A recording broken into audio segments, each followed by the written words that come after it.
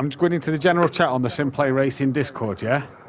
At Monkey Boy, in capitals, has just confirmed he's a Honda driver. Liam can back me up, as can Argent, Smithy, and Tony. There we go, it's there in black and white. Oh, he's posted it as well. Oh, fucking, I've posted it. General chat on the Simplay Racing Discord, pal. Oh. Tagged you in it and everything, buddy. Oh my god. Time to get running, Bargy. Rapido times. I can't even remember. I've had about 10 laps. Take you got a setup here, yeah? Nope. I'll send you. Oh, I'm literally running default at the moment.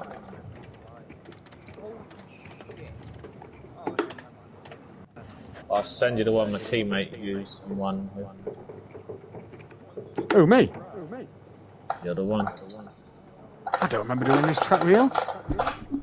Last of done, I got a Taquito set up. Oh, fuck knows then. Dean asked for a setup. I told him I didn't have one. I didn't realise I had one. Konnichiwa! Alright, Dan. Yokoso, Sakito! You just missed it, by the way, Dan. Not really, I just had a big, massive shit, and it was one of those shits that's just very pleasurable, and it all just fell out. Oh, one that you want to play with? Oh, Dan, please tell me. Dan? Like, Did you the play with toilet it? was white, it's now brown. That's 2 nights in a row our conversation in this party's been about shit. Literally. Stung a little bit as well. Make your eye water. Nah, Oh, they're the best ones.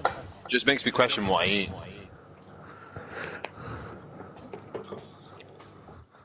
I've learnt some Japanese quickly. What? I'm going back in to put it in there.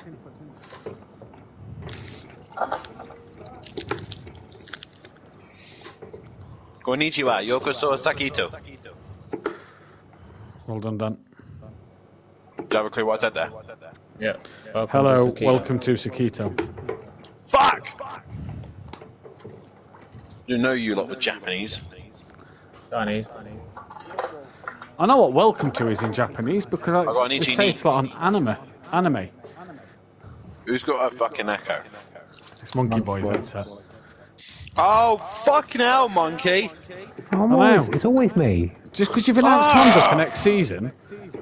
Yeah, well, I might not be now, if you're going to No, pick on me. it's in fucking black and white, pal. Be careful for the time. That's the time. I haven't written that, you've wrote that. Hey, Matt, Yeah, mate. are you wearing your wabakis? Yeah.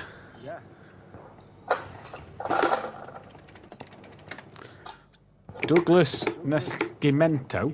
Never seen him before. Rest in peace, Project Cars.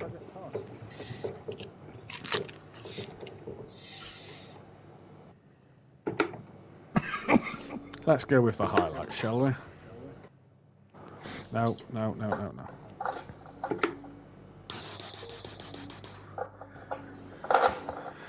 Times it's 1:45. Invites are going out now. I'll go for a quick wait.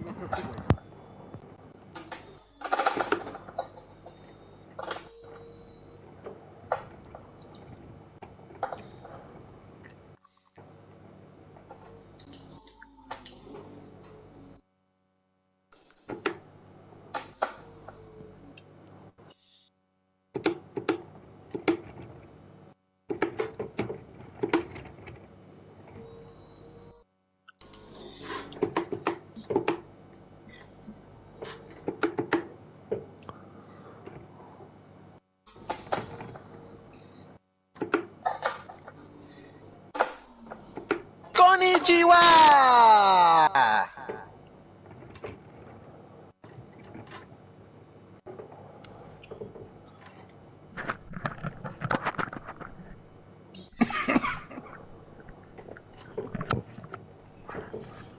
Evening, you sad bunch of losers.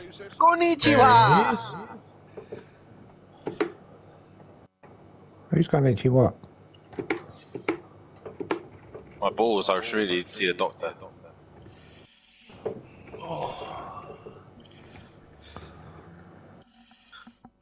Bargy, that's fucking rapid 137. I'm back from the setup I'm back. I've kind of squiggled with, but harder than you think. Dan, it's another sad day today, not just for Project Cars. Konnichiwa, yokosogo. We're on the last 2 pages of my Toy Story notebook. Fuck no. Oh, Kelly's here! Oi, oi! Kelly! Konnichiwa! All them seasons we've done together of the Toy Story notebook and it's full. End of an era. Sad times, isn't it, mate? It is. Gutted I am. Well, you know, it's the closing. I haven't seen it yet, to be honest. On what? God, you're gay. You've got a Honda badge to react with it. I love that.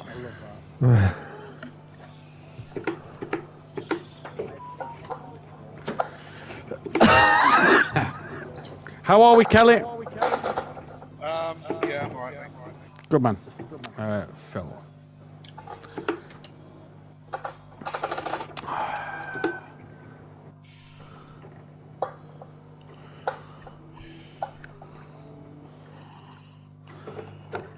What sort of times people getting?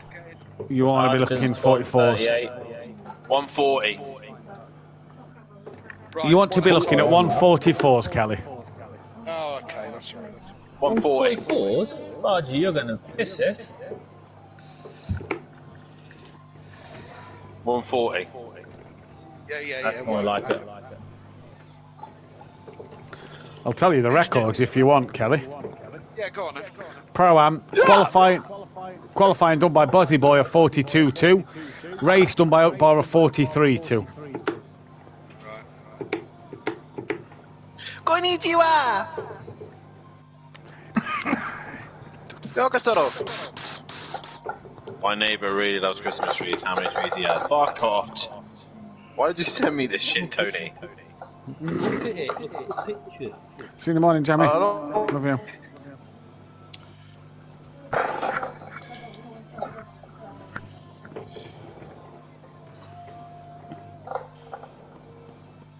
You haven't sent invites out yet, have you? Yeah, Oh shit. but you're all right. You've got 12 minutes.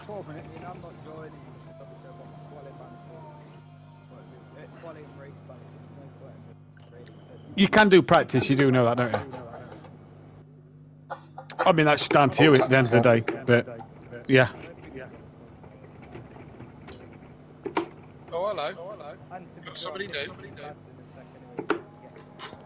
the numbskull. Knew it. Knew it. The numbskull.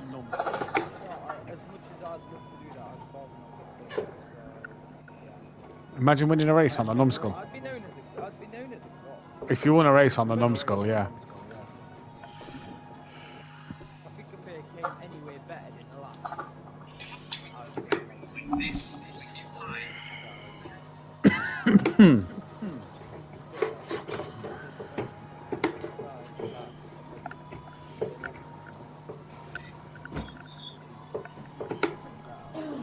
Who's winning the Grand Prix this weekend, Kelly? Where are we? Brazil? Probably Max.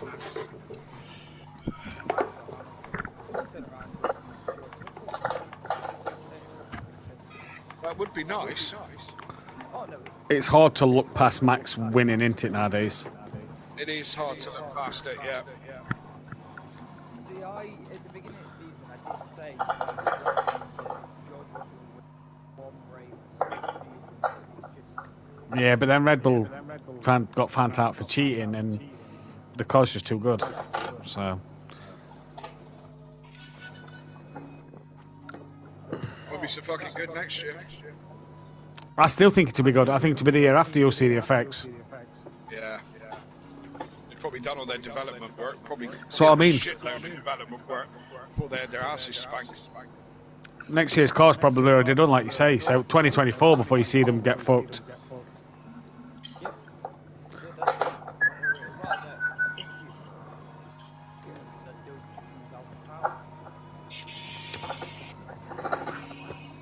there's loopholes. We'll get Alcaraz to for a start. Oh. Apparently, according to PR Motorsport, the rumours are EA are going to get rid of Dirt Rally next. Fucking throwing away shit like mad, aren't they? Well, apparently it's because they've got the WRC licence. So I understand why they get rid of Dirt if they've got the official World Rally Championship licence. Yeah. Why do a shitty rally game when you've got the actual rally game? It'll be another fucking classic game. You know what I say? Oh, who's Tips? Bring back Colin McRae Rally 2. Yeah. That's the class Bring game. back Top Race Driver.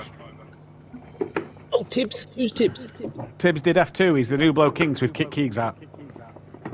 Oh, who's Why? he partnered with him? Why? Because Tibbs is independent, which now makes Joe independent as well. Oh, okay. Kit Keegs out. Tips was going to pro. No. Tibbs's pace wasn't great. Okay. I'd put Yeah, him in you've said the. that I'd put him before. in the Dean Welshie Bryn bracket. What? So Kelly could struggle. No, I'd say Kelly's quicker than them. And Monkey Boy. Nah, Yeah, I'm in that bracket now. Monkey Boy's below the Dean Wasaki bracket. Just read the championship and that. There. Just read the championship.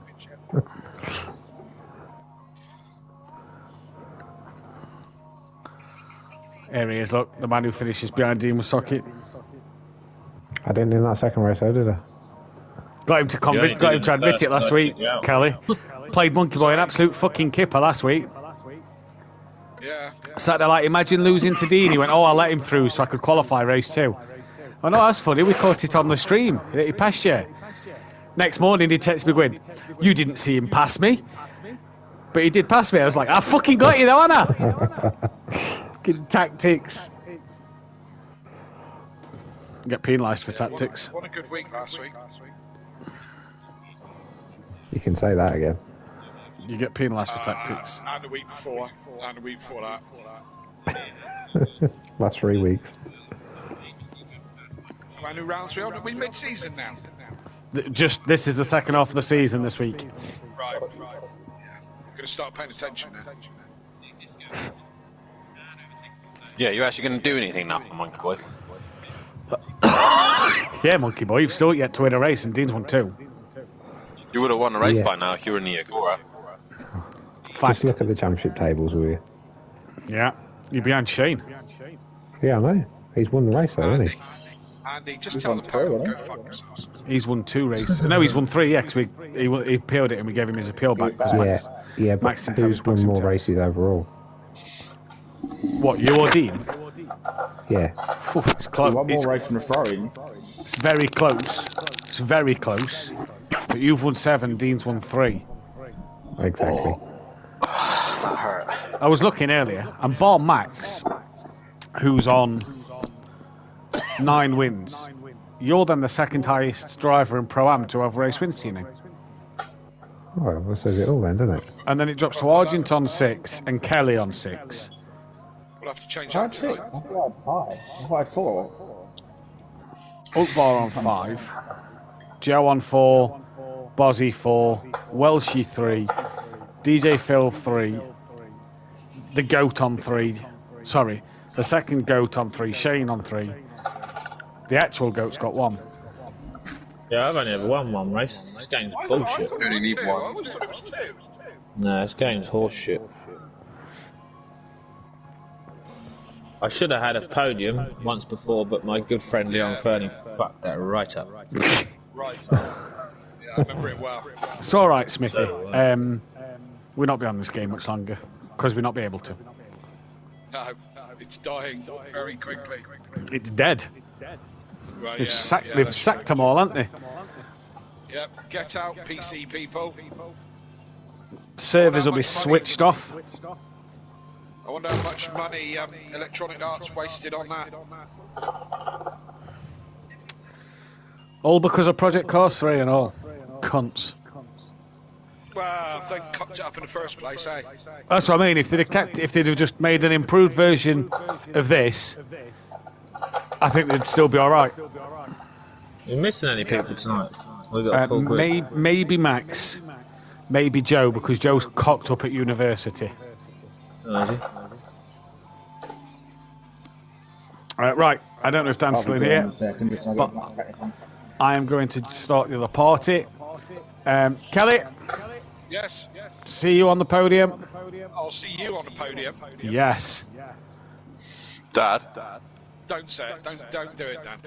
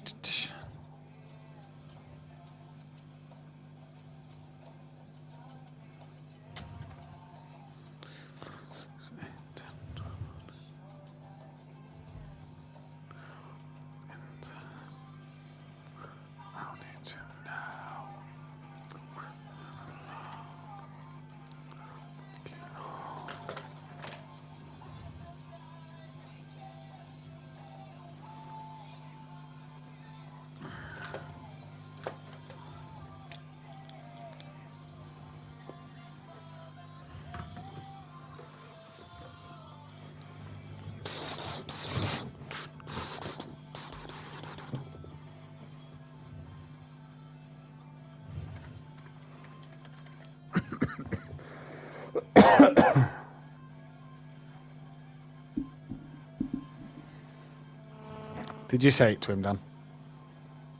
I said see you on the top step of the podium. Oh, no, you didn't. I forgot that I have to do an online championship. Fuck. Oh well.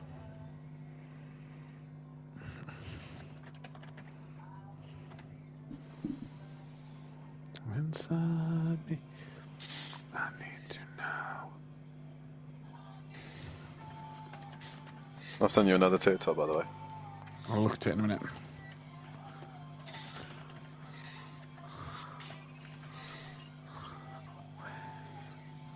From yesterday. In this moment. Where's Tibbs? How many races did Tibbs do? 4. So that equals Data Auto. Tibbs.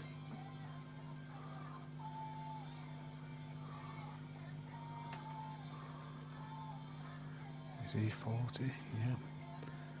Race wins equals Data Auto. Tibbs.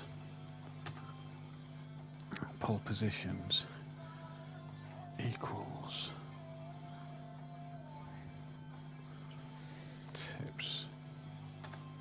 Which means on driver stats that equals that plus that.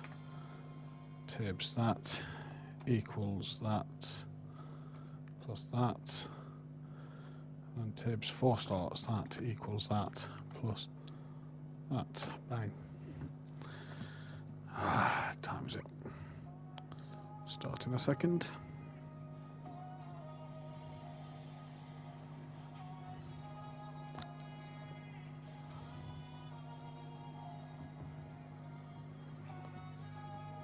I've got a feeling from the picture of the TikTok, I follow her as well. She dressed up like Dark Magician Girl.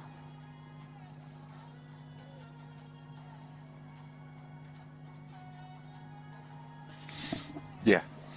Yeah, I follow her as well. I'm pressed on it, I follow her as well. Mate, that blonde, you should check out her Twitter. What, Dark Magician Girl? No, the other one. Oh. Oh, can I just say, oh. Can I get through this stressful video game sounds? Easy.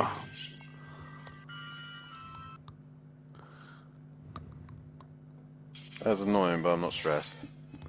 4 people played on it. tin. No Shane, no, obviously Liam misses this first race, no Joe.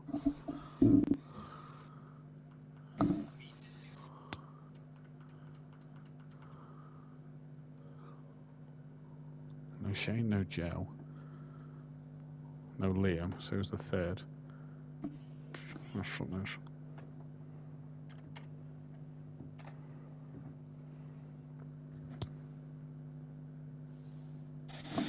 Not going to make first race, mate, but should be back for race 2. Had funeral today. Oh shit, yeah.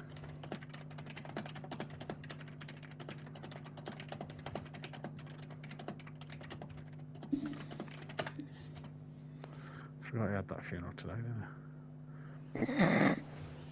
Oops.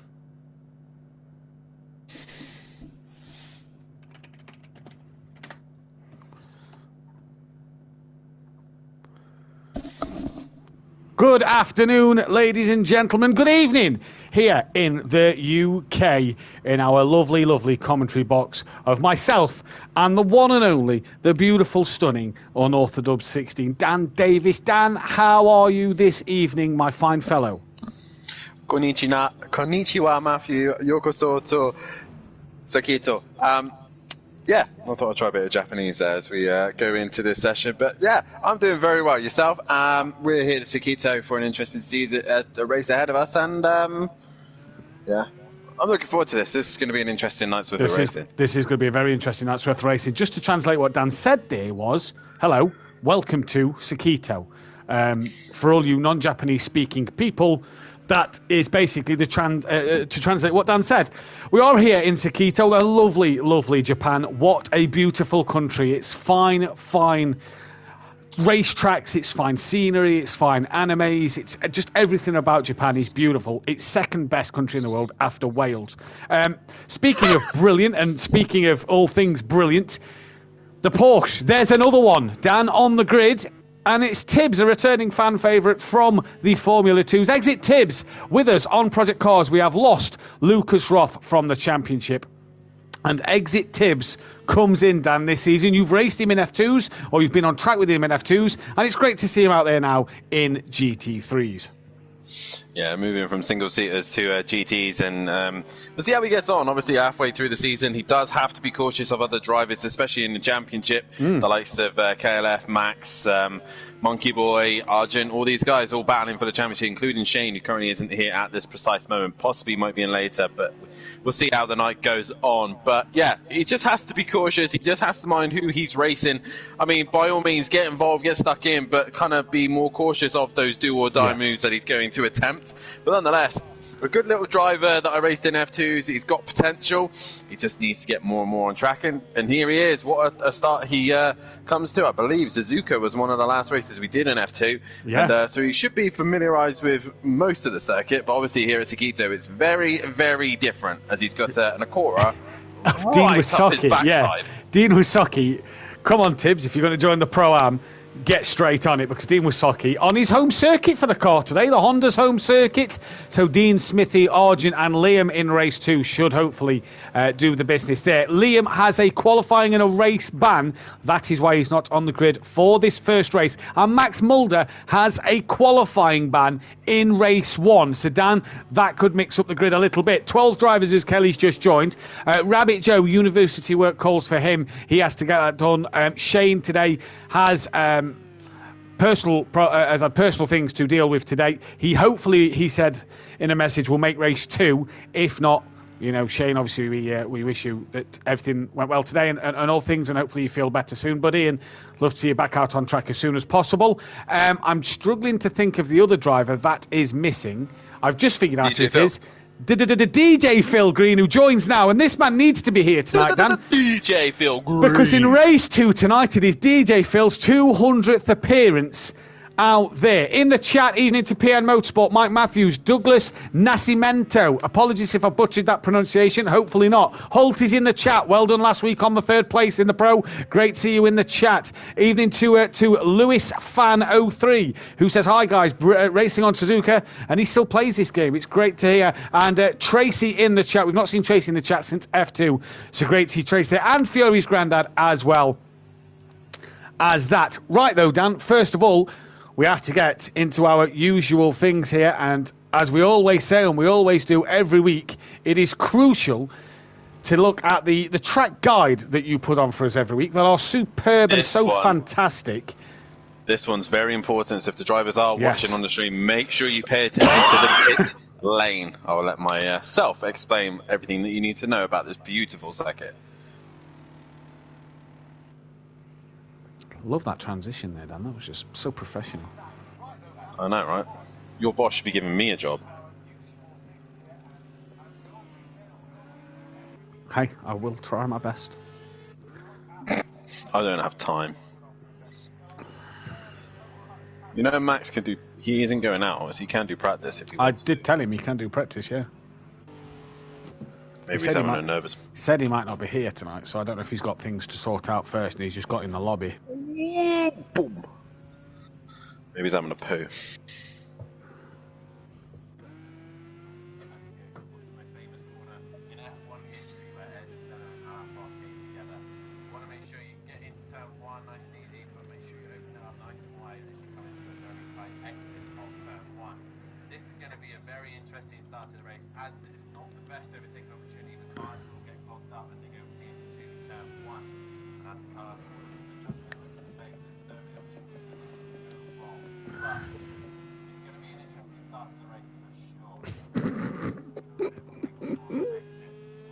What?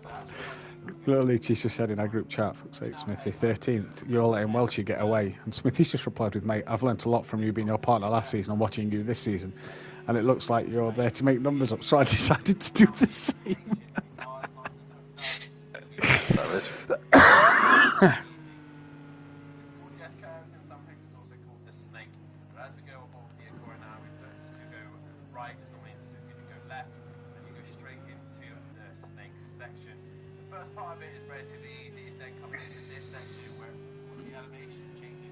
I cannot wait to get this one out of the way.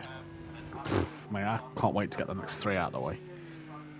I'm looking forward to the next one. That wasn't even my pick. No, it was fucking Mazda's.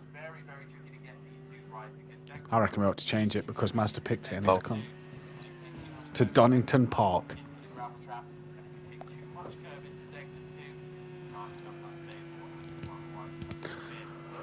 Oh, it's just getting cold out.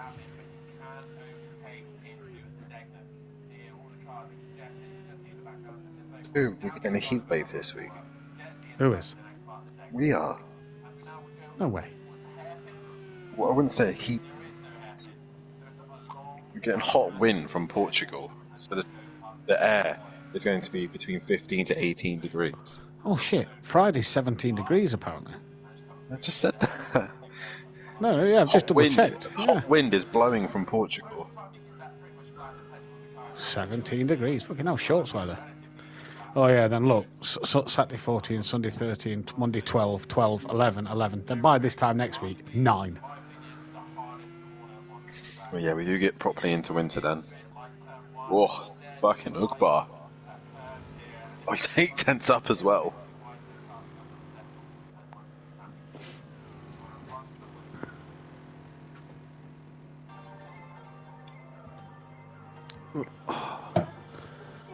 So who else remaining? Shane, Joe. Liam's obviously coming in next race. Yeah, that's it. Well, you clearly did, because you've just changed it to the last to 2 weeks ago stream, Beth. 42-8. Oh, Monkey Boy's in the grass.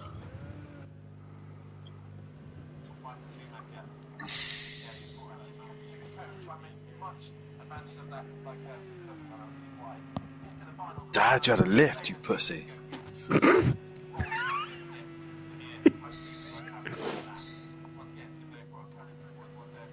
I can't say anything and put him 4th. Oh, exit tips is only 5th. Oh, don't touch that curb, mate. I've been messaging him non-stop today. He's been like asking Same. so many questions, and I've been like, mate, everything's explained in the rules and regs, just like trying to really convince him to sort of read them. I've said because it's so important. Let me know when you've read them. If you've still got questions, I'm happy to answer. So, yeah.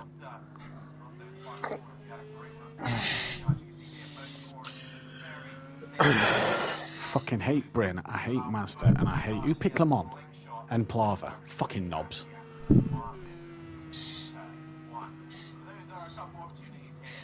I hate brands. Well, I know my car is stupidly good there. By the way, it's not clockwise, it's figure of 8. This circuit, yeah. Because it goes clockwise and anti-clockwise.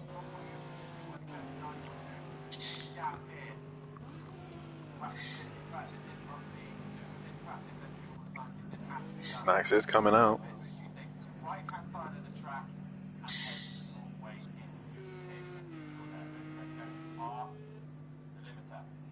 Thank you very much then, Dan, and we are back here then live for the action then. And if you missed anything from that, it was a very good explanation from Dan. Obviously, the drivers need to make sure they take this pit window at the pit lane absolutely correct. It is so crucial that they do, otherwise it could face a lot of confusion and maybe, in fact, no, I do believe even penalties into this one. This is like the third running here at Suzuka, so for the regulars, they should know what to do in terms of the pit lane. For the newbies like Tibbs and maybe Max, maybe they'll have to make sure that they have listened to it. It was posted on the social media, on the Discord. It's been on the YouTube all the time, on Dan's YouTube all the time, who does these lovely videos for us and obviously played tonight. So they have to make sure. Either way, Sakito then rounds 13 and 14. It's a 5.807, 3.6 mile long circuit. It's got an elevation change of 40.4 metres. That is 132 foot. It opened in 1962, a good 30 years before I was born. It's an FIA Grade 1 circuit. We know the Formula 1 comes here. They like to do about a half an hour race because of the rain, and they like tractors on the circuit. We won't have any of that tonight. That is a bonus. It is a 15 corner track, not like the F1, a few more corners in the F1. And although that graphic says clockwise there, it is actually a figure of 8 circuit, as we do go clockwise and anti-clockwise. As Dan said in his lovely description of on the track guide, Pro-Am qualifying record, that Buzzy Boy, a 142.204, which Chuck Barr's not far off. The race record, a 143.292, which Chuck Barr holds and is currently beating at the moment in terms of pro. Kelly and Smithy can get to them ones later. Most pole positions at this circuit, Andy and that Buzzy Boy with 2 pole positions apiece, and the most wins, Andy and Smokey Devil. So Buzzy Boy in race 2 will have a chance, Dan, to extend his pole gap over Andy in terms of the most successful at this circuit. He will indeed. And it's definitely a circuit that, as Max comes into the pits and he executes it to a decent degree, but yeah, he gets into the pits nice and easy there. And oi, oi, oi, oi.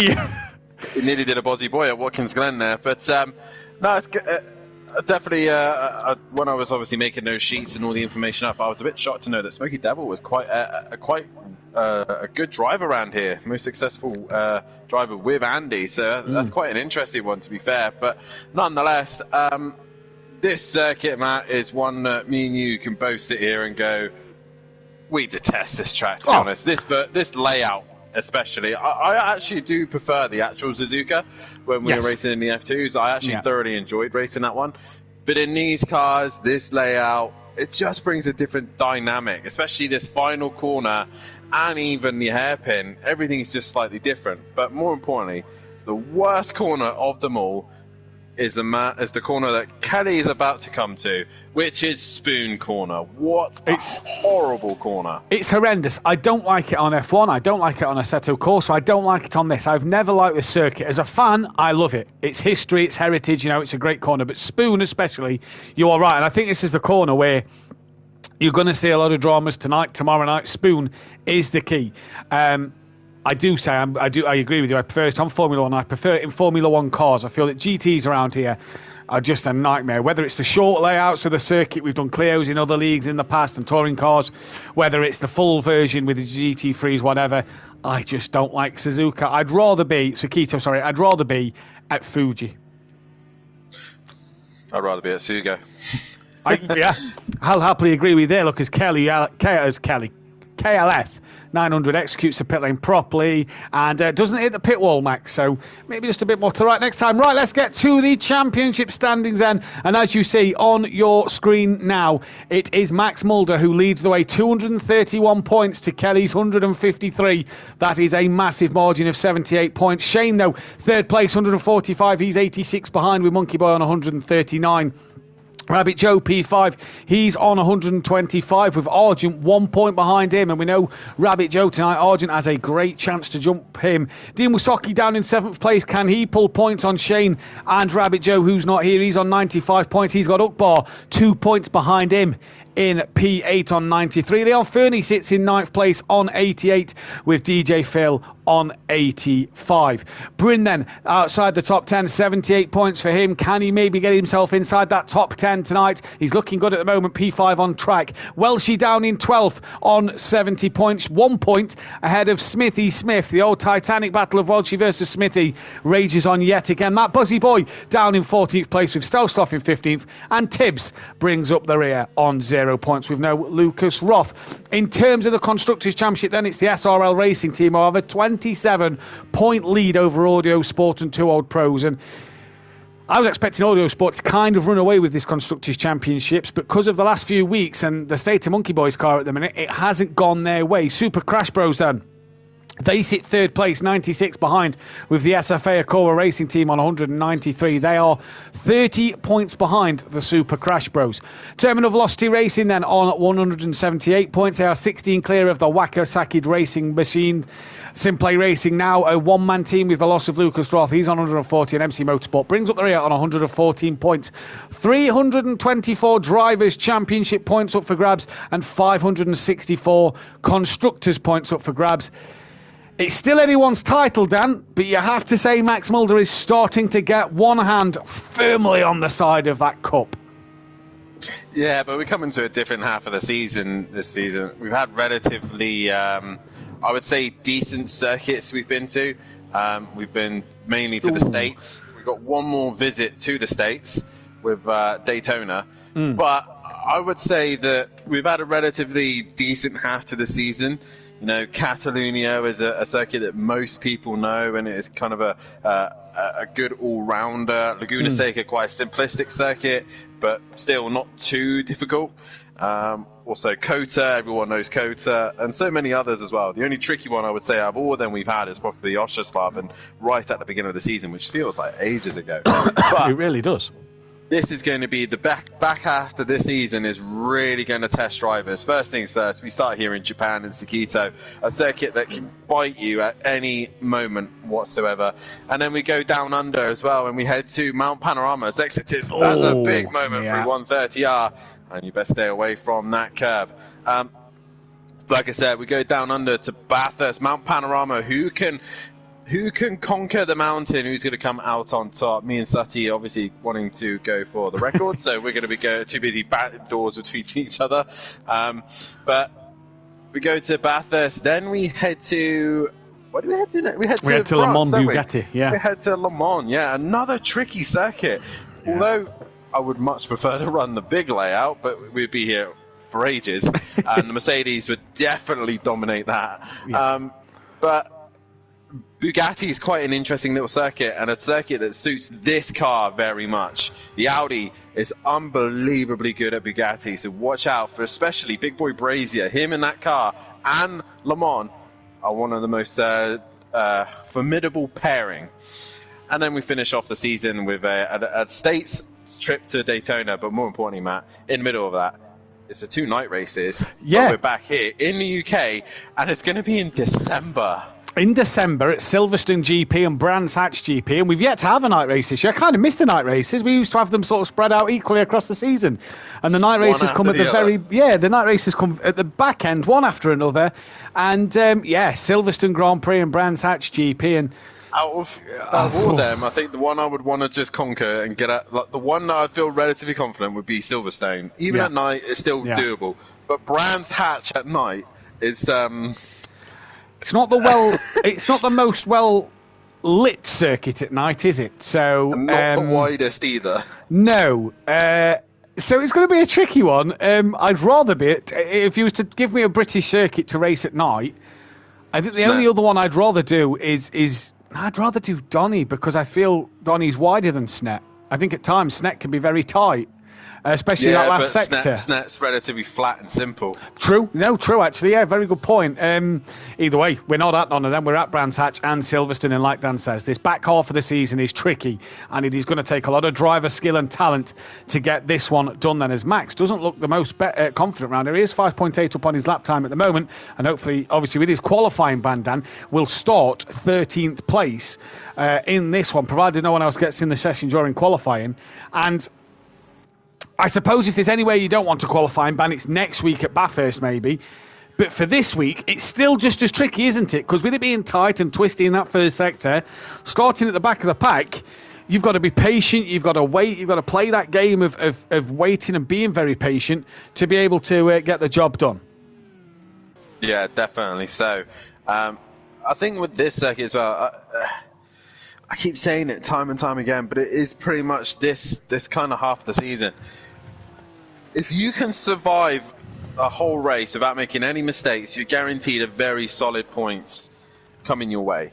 I think the littlest amount of mistakes will guarantee you either a solid podium, good amount of points, but any form of mistake, any form of error, and you're in trouble. So I think it's all about who can execute the best final end of the season. Obviously in the Pro, it's going to be a lot more different, but in Pro-Am, it's whoever can execute the final end of this season the best they possibly can. Well, actually, last man says a lap time, I believe. It's actually Max.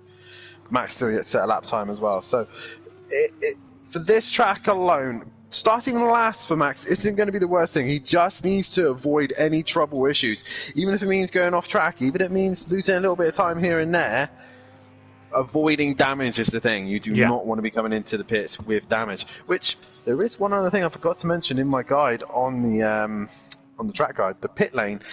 There could be an opportunity where we could get a couple of time penalties. That's a bit of track limits there, Max. Don't do that again. The pit lane has, like, steps. Yes. So the car can rev a bit hard and push a bit fast off the pit exit, not pit exit, the pit box, and it revs, and it could cause the cars to go over the speed limit. So that's something they're going to have to keep an eye on. That's another track limits violation there from Max as he comes flying into the pits. But that is the end of the session. Oh, he messed that up.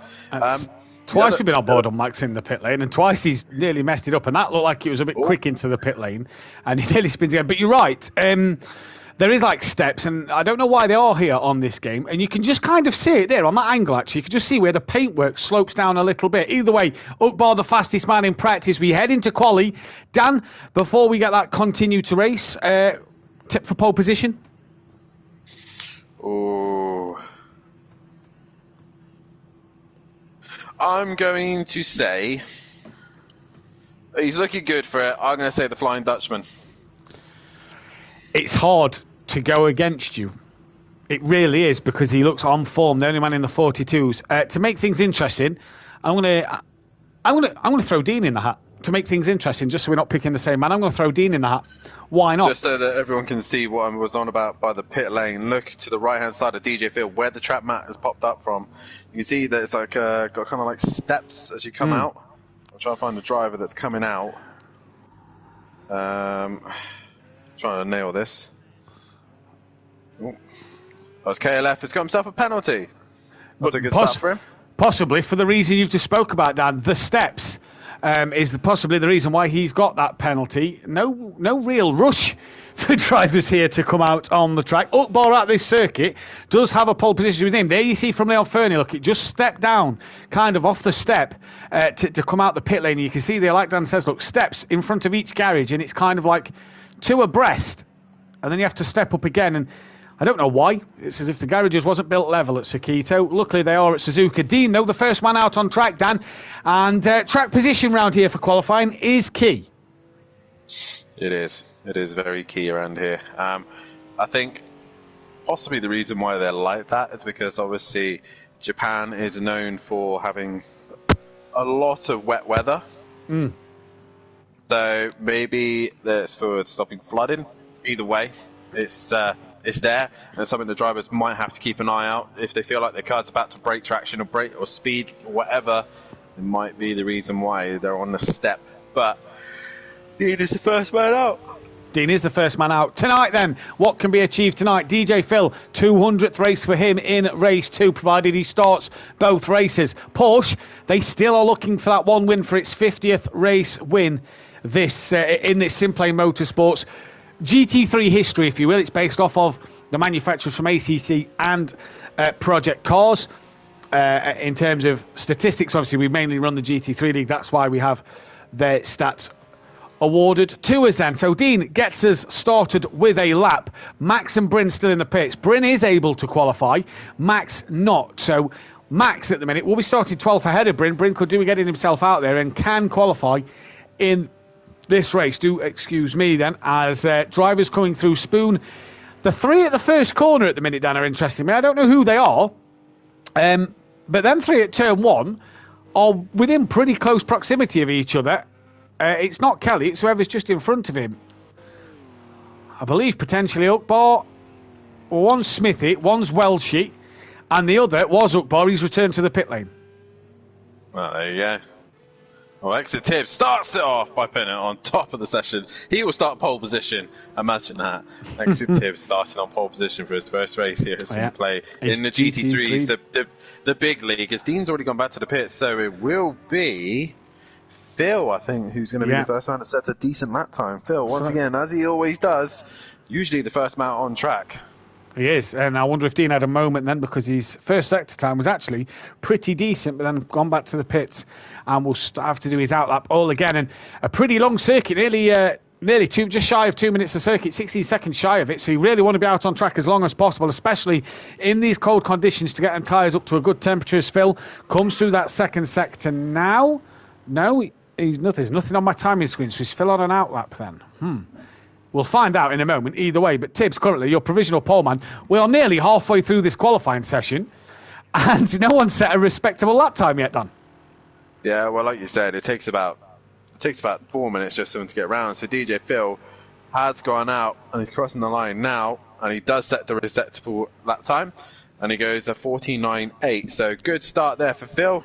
What can everybody else do? Kelly exits the final corner. He will be on I believe we think one grid place penalty. So at the minute, comes to the line, he goes top of the table. And that's a good lap time from Kelly. Smithy's gone second. Welshie has gone into third place. Here comes Stolzloff, the next man to cross the line. Exit Tibbs has gone back to the pits. Bryn has come out on track. Stolzloff goes into P5. The next man set a lap time will be Leon Fernie. Then good pace in the practice session. What can he do here in qualifying? Gets to the line now, crosses the line, goes P2. A second quicker than Kelly as Tibbs stays well out the way of Leon Fernie coming through. Archie Bargy now to the line. Home circuit for the Acura. What can the Acura do tonight as that gets to the line now? And Argent goes just over a tenth as Ukbar. Wow! And the man for pole who's been tipped in the wall, he'll probably be back to the pits and straight out again. Look, Dan, as Monkey Boy crossed the line and goes P3 at the moment. Dean Wasocki on his outlap now, starts his flying lap, and with Ukbar clearly struggling at the moment, Dan, there's a chance for maybe an upset on the pole position here. I'm going to sound like my father right now, but the commentator's curse is real. As you can see, Ukbar has had a really poor start to the qualifying, and just like yourself, man, when you do qualifying, you want to get that banker in. You do not want to put yourself in this situation. You're just leaving it all on the line, and then you end up, I'm going to have to be a bit cautious now because I need to get a lap time on the board, at least have a decent start. You know that Kelly's got a penalty, so at least then you can get near him. But Bryn towards the line, what can he do in the Ferrari? I think that's his outlap. Yeah, it is his outlap. But DJ Phil back to the line again, and Phil goes up to P3. So that was a good lap there from Phil. Yeah, indeed it was. So I believe the next man to cross the line will be Welshie or Smithy. I do believe. It might not be, actually, because Welshie must have made a mistake this lap. It is Smithy. Behind him is KLF, so watch for Smithy's name on the timing screen. Then he stays P6. What about Kelly? He comes to line, stays P4 at the moment. Then what about Welshie? He stays P7. Next man to cross the line will be Stealth Sloth. So what can he do then? Can he improve on his P8 lead 0.6 of a second? Smithy's back in the pit lane, as is Monkey Boy. No improvement there. And Dean Wasocki, Dan, another man who's not yet got a proper lap time in. As Exit Tibbs, I believe, is on his outlap. No, he improves by 1.9 seconds, goes P10. Dean Wasocki, like Ukbar, Dan. Was an outlap. I think that was an outlap from him. Fair enough. Argent to the line. What can Argent do? He stays P2. Dean Wasocki's not yet got a proper lap time in. And he also is struggling like Ukbar, as he's had a spin at Spoon on his flying lap. Bryn to Spoon on his flying lap. Ukbar pitted after a heavy shunt with a wall. Sorry, did Ukbar pit after the heavy shunt? I think he did, didn't he? Yes, he did. So Ukbar, I believe, is on his outlap at the moment. He is. He is indeed. At the minute, DJ Phil is the man impressing me at the minute. Yeah. P3 at the minute. That's a cracking lap time from himself. And ahead of Kelly, more importantly, who has that extra place to go down. So, at the minute, Phil, on merit, is up there with the top guy. So, fair play to Phil. That was a good lap time from him. It was a very good lap time from DJ Phil then as Argent comes through. And that was a little wide from Argent. And, we'll see what happens. Here comes DJ Phil then. There is just a car in front of him. Keep your eyes on the time screen for anybody who checks. Is it Bryn? Is it? And he goes up into P3. That's a great first lap from Bryn. And DJ Phil! He's gone provisional pole! His 199th appearance, and DJ Phil, by half a tenth, has put it on provisional pole here in Q1. I don't think we can quite believe this. What a night for DJ Phil this could be here in Japan. Kelly to the line. He improves, but stays P5. Dan, what a lap time. Yeah, well, she improves as well. All these guys are ramping up ever so quickly. DJ Phil, where did that come from?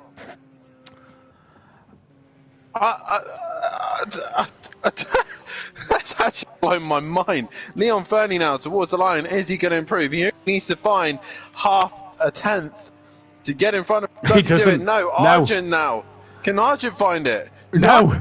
Wow, Dan. 1 minute 23 left. Them two are on their last laps. Who's the next man to the line? They're coming through 130 on now.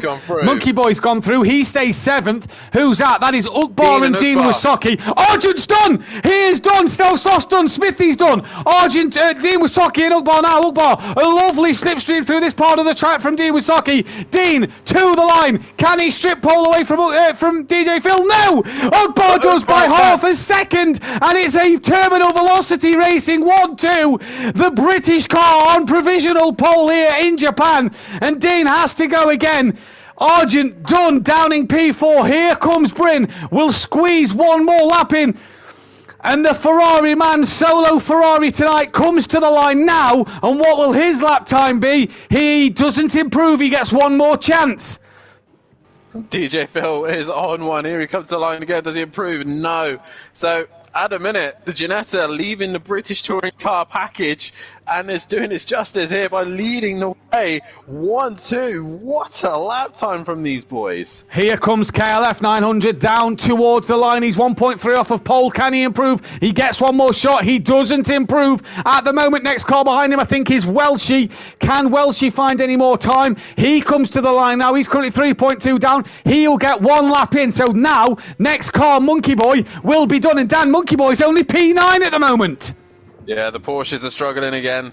Don't know what it is, but the Ginetta is hooked around here. Even the Audis and the Acuras have got a little bit more. But Exit Tibbs is the fastest Porsche, and he's done. He starts P6 at this minute, unless Monkey Boy can find something here.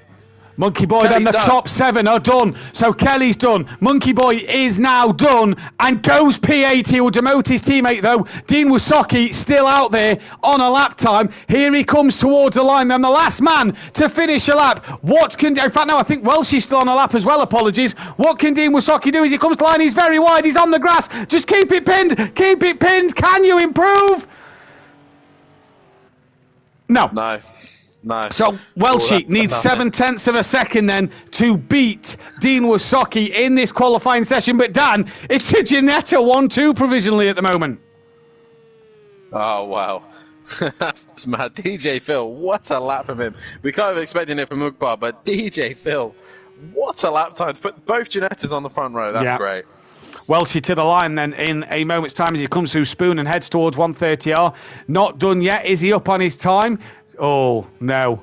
Now, unless he's losing a lot of time through 130R, and I mean a lot of time, I don't think this is going to be much of an improvement for Welshie, but we'll see in just a moment. Yeah, it's not just 130R, he needs to negotiate, it's also the final corner. You could take this line so many different ways. He comes into the final corner, and towards the line he comes. Is it an improvement? I very much doubt it. Yeah, I don't think so here. But Welshie to the line, then can he knock Dean down a place? No, he can't. He will stay in P10. So your pole sitter, Ukbar, by half a second from his teammate DJ Phil. What an absolute mega lap that is from them two. Leon Fernie on the second row in P4 with in P3 with Argent in P5 for. Row 4, Exit Tibbs, P6, with KLF in 7th place. In 8th place because he will lose that one spot due to the fact he'll have to swap it with his teammate Monkey Boy, who won't line up alongside Dean Wasocki. It will be KLF lining up alongside him. Welchie down in 10th with Smithy 11th, Stelsoft 12th, and Max Mulder 13th. And for Tibbs on his first out in P6, that is a great run. Fastest Porsche on the grid. Definitely so, but now he's thrown himself right in the middle of all this. He's literally slap bang in the middle of this grid, and it's a Ginetta 1-2. Ugbar taking pole position. Did he take the pole record, a 134.0? I don't think he did. No. So the record is a 42. Oh, okay. So Ugbar just missing out on taking both records there. But either way, he's on pole. He's got his teammate right next to him. So that's one thing he's got to rely on. But the more important question is, what can this man do from the back of the grid at a circuit where it's very, very... Yes, we'll find out in just a moment, won't we, what Max can do on this race and on this track. It's going to be a tricky one for him, like you say, Dan, but we'll have to see what he can do. He's got some quick guys just in front of him, Dan, and as well, with Shane not being here, he's got two of his championship rivals really close to him, Monkey Boy and KLF. Yeah, definitely so, but they'll be want to get through this pack as quickly as possible, just as much as Max will, but Argent really is the man who's looking in the best position at the minute to try and score decent points. He's just got to work his way through the guys in front of him. But tips for race win? Got a hard look past Ugbar, to be honest, Dan. Yourself? I'm going to go with Max, I think.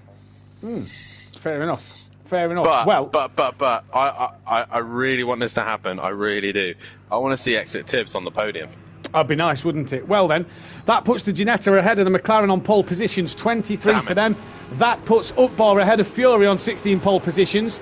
And for the first time tonight, it's green and go. And who gets the best start? It's a pretty even start between the two Ginettas. And Bryn, he's got an absolute blinder, splitting Argent and Leon Fernie already as they head down towards turn one. Bryn on the outside of Argent, couldn't get it up the inside of Leon Fernie. I think Monkey Boy was a little wide. Leon Fernie now he's wide. It was Monkey Boy wide at turn one then. Max has already made up 2 places. He's side by side with Dean Wasocki. Exit Tibbs has Welchie on the rear of him. And Kelly has got himself already up into P5. So them starts you've been working on, absolutely brilliant to see. And up through the S's first time they go. Max now gets past Dean Wasocki. He's already up into P10. And now for Bryn, he's got DJ Phil just in front, who's had a little wiggle. And Bryn and Argent come steaming past. And that great qualifying has been undone. And Bryn on the circuit he selected, already running P2. Yeah, Bryn had a very good round first time out. Obviously this season, last season, sorry, he had a very, very good start. Stelz had a moment when Monkey Boy, Smithy, Max is back there as well with Dean Wasocki. Have these guys got damage? That's the question. Or they just had a little moment. I think they've all had a little moment or track blockage, one of the two. Ugbar, Bryn, Argent, Phil, KLF and Leon Fernie, and then Exit Tibbs, who's just sticking to the back of these guys. And I think that's the best thing for him. Just sit and he's gone up the inside. He's got to send it. Leon Fernie. He's got on the inside at Spoon, and Exit Tibbs gets on Leon Fernie, and now he's on the back of the veteran KLF 900. And yes, you're right, Dan. I wonder if the back three just had a mistake because they don't look like they've got any damage. Ugbar out to front, 0.6 of a second clear of Bryn. Bryn took his first race win here last season. He'd love a race win yet again. Ugbar very wide as they all come through. I think DJ Phil as well was wide at 130R as they come through. Bryn's actually gained time on Ugbar through 130R and down the start straight they come. Then Tibbs sticking to the back of KLF. But if there's one man you want to learn how to race against, it's Kelly. He's side by side with KLF, and Tibbs could be up the could have job done into turn one. Exit Tibbs, P5. Thank you, Mama, for the carrots. He's on a roll here, he's on a roll, but obviously, a little bit of contact there, I think, between Kelly and Tibbs. But Kelly's got his hands full with the Audi of Leon Fernie, who goes down the inside up to the first half of the S. Bryn's had a moment. Oh no, Bryn's had a moment, then Tats put him right down, and was that a tap? Leon Fernie on the back of Tibbs, which has put Kelly into the back of Leon Fernie. Either way for KLF, a disastrous start here, and now Tibbs up to P4 with Argent second, DJ Phil in third. Ugbar now got a little lifeline here then, and for Bryn he's down to 7th, Leon Fernie's down the pack, and Kelly is 12th place. It's only Dean Wasocki that's not managed to get past him. Yes, Dean is the only one who's not been able to, but the pit window will come soon, and he knows how to work that, as Max has gone very wide there into Degner 1, so he's struggling ever so slightly. Now exit tips is on DJ Phil. He's fighting for a podium position here. He is fighting for a podium position, and what pace from Tibbs at the moment in this race. Obviously, long way to go. Pit window opens at the end of lap 5, and Tibbs looks like he's got that Porsche hooked up something beautiful at the moment, and down the straight towards 130R he goes. How brave is he into 130R? We've seen him into Tail 1, we've seen him into Spoon. He has a look up the inside of Phil, and Tibbs, probably sensibly there, has a big lift, a slight dab on the brakes, and gets right out of that one. He does not want to be involved in anything there. He did a lot of laps at F2 with Suzuka, and I think he knows well enough about what 130 hours. He probably thought better of it. Just follow DJ Phil. He will make a mistake eventually. Smithy and Bryn. Oh, whoa! What has happened to Bryn? Max is down in last place. Bryn, that is fine. That is acceptable, the use of the reset button there. Has he had a coming together with Smithy? Because Smithy's got front end damage, Dan. He's off. Look at his bumper when he spins it around. There is front end damage to that Acura. And we saw Bryn in the air.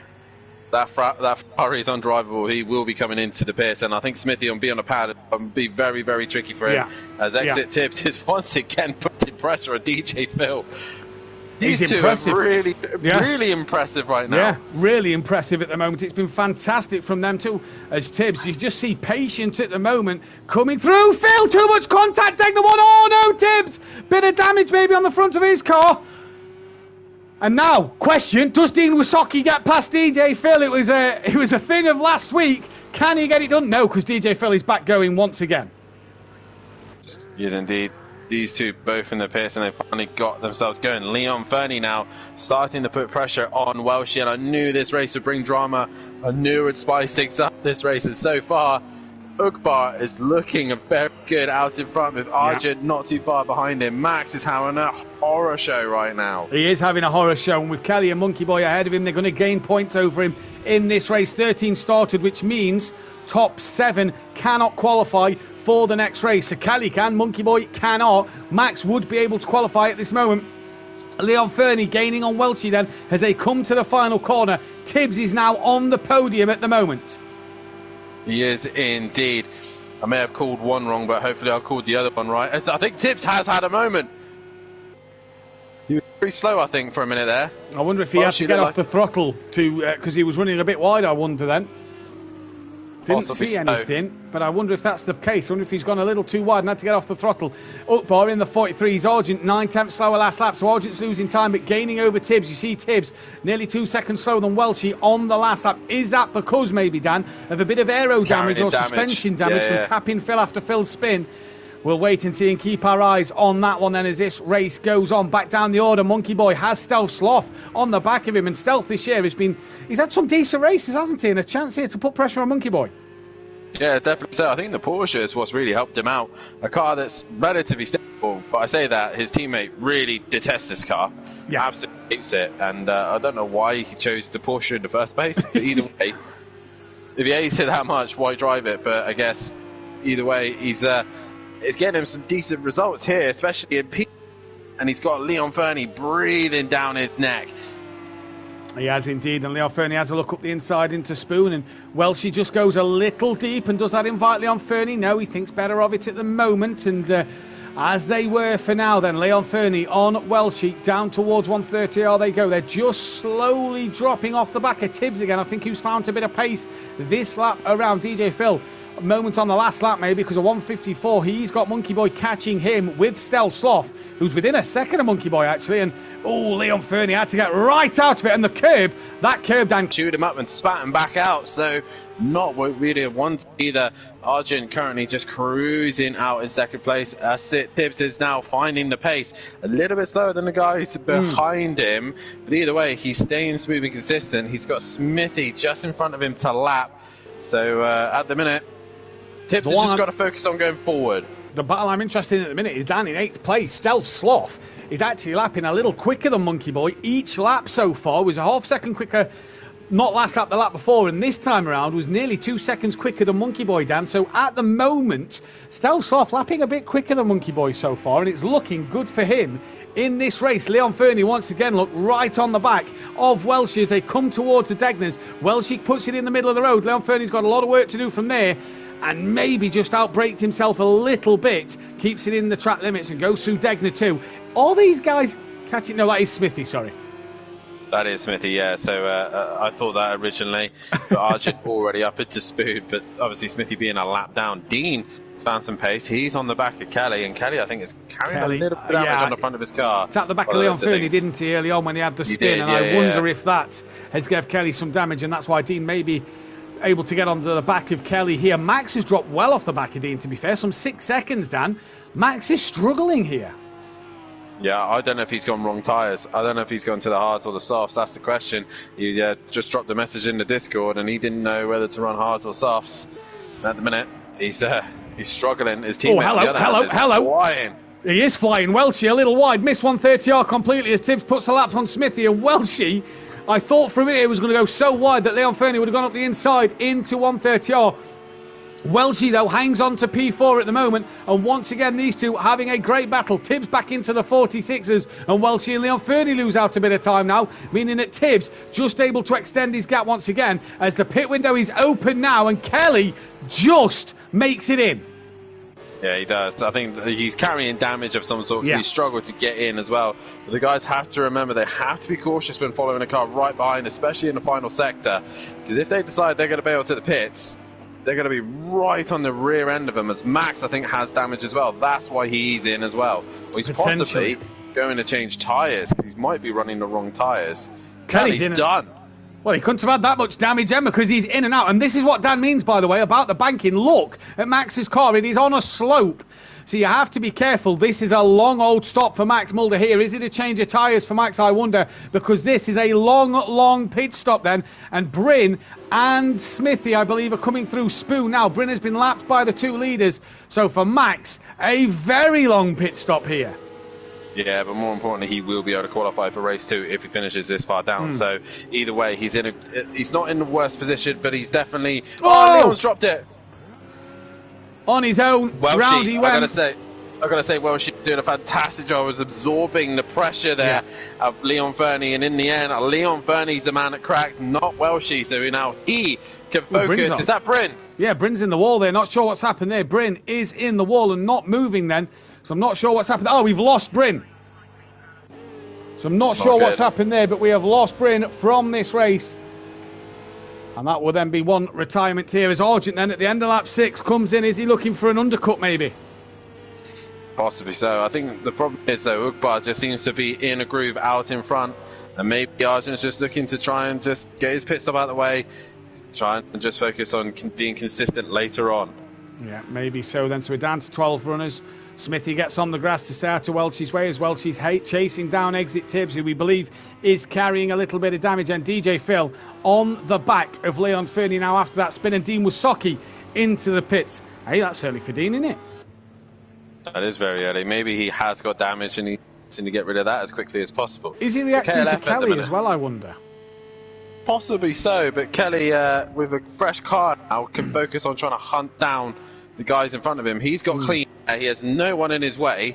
It's all about just pumping in those lap time. Deans, I think, is already on the move. Yes, he is. So Kelly, I think, should easily clear him here. Yeah, I think so. 230 kilometres an hour. Kelly should get past Dean Wysocki as out the pits, and off the limiter goes Dean now, and Kelly gets that job done, and Dean sees that Porsche disappear into the sunset then. But more importantly, Dean's pit stop's done. All this having to pit Argent's P8 then, so he has got a bit of traffic in front of him as well. 4 seconds up the road is Stealth Sloth, so for Argy Bargy here then, he's got a bit of traffic to clear, but unless they pit at the end of this lap. 4 seconds at the minute is the gap, as Leon Fernie, he's not lost that DJ Phil, he's actually pulled a gap to DJ Phil, and Welshie trying to get back on the rear of this man now, and these two really doing the job for the Porsche teams at the moment, for the Porsche cars.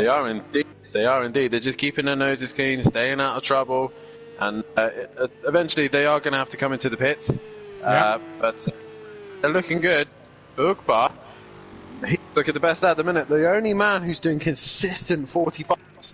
He is in a world of his own right now, and the only man who can stop him is him. Exactly. The only man who can stop him is him indeed. Then as Uckbart leads from Tibbs, from Welshie, from Phil, Leon Fernie, Monkey Boy, Stel Sloth. They are the top 7 who haven't pitted yet in this race. As I say that, Monkey Boy now comes into the pit at the end of lap 7. Where will this put him in relation to Dean and Kelly? I wonder. Them two are just coming through Spoon.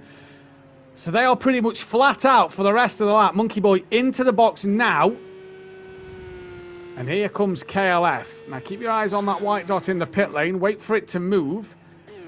There's Kelly now to 130R. I tell you what, Monkey Boy could be in a bit of danger of losing. He had damage, places. didn't he? It looks like he's got damage in front of his car. It is going to be repaired, but now down the back straight, Monkey Boy is coming. He's still got a while before he gets off the limiter, but Kelly's through, as is DJ, Dean Wysocki. as is Dean as well. So Dean Wysocki and Kelly gaining a place then on Monkey Boy, and Monkey Boy once again will have to stare at the back of Dean Wysocki's car, and in fact he probably won't see it. Is Max off again? I believe he is. Yes, in the wall, and is about to become a lap down here. In fact, he is a lap down to Uckbart. Hang on, I didn't see Uckbart there for a minute. I thought he'd made a mistake because I just saw Tibbs. Uckbart's that far in front. Wow, he's gone. Tibbs then about to lap Max Mulder and does lap Max Mulder. Max really struggling here. Yeah, it's got to be the tyres. He's on the wrong tyre or something along those lines. He is struggling one way or another. He's been lapped by the leaders, and he's coming straight into the pits again. Yeah. So back in comes Max. She's in. Well. So Welchie in for his stop. Max in once again as well. And this then, what will this do? Leon Fernie's lost out to DJ Phil. He has. So Leon Fernie's made another mistake somewhere then. He braked for a moment then.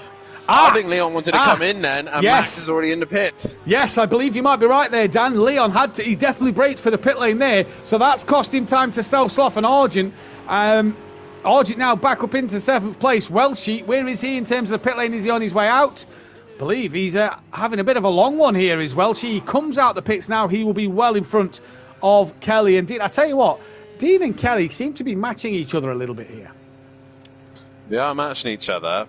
Dean not had a good lap last lap, but I don't think Kelly's going to be too far away. He's in the final corner. Welshie's going to get off the limiter. So where was Welshie in my... he was about 5th, wasn't he? He was 3rd. He was 3rd. Well, no, because obviously Argent pitted, then Tibbs. He was 4th. So he was 4th. Apologies. Yes, he was 4th. So these two just slowly working their way together. Dean and Kelly working their way through the pack. Yeah. They're ahead of Monkey Boy. Eventually, when Leon Fernie and DJ go after pit, could be looking at Sloth.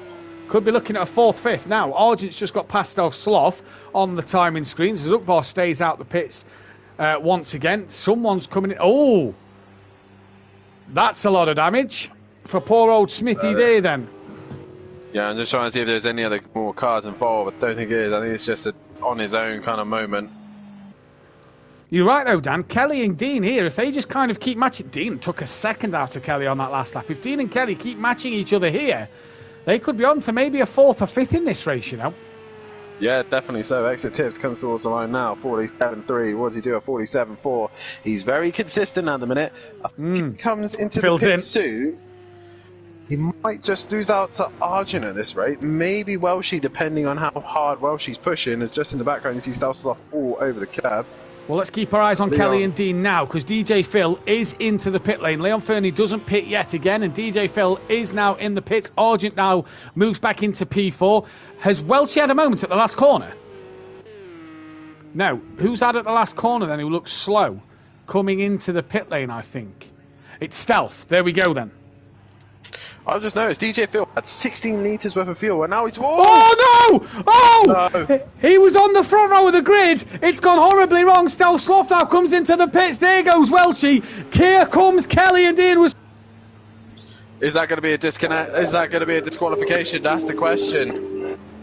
As I think Matt's dropped his headset. No, I unplugged it as I moved. Yeah, I unplugged it as I moved. I don't think it'll be a disqualification, but... Has he got damage? I think he has. That car is crabbing. He has hit the wall hard. There goes Kelly. There goes Monkey Boy. There goes Max. Was Max a lap down to DJ Phil? So Max really Max is struggling. A whole lap down to everyone. Wow.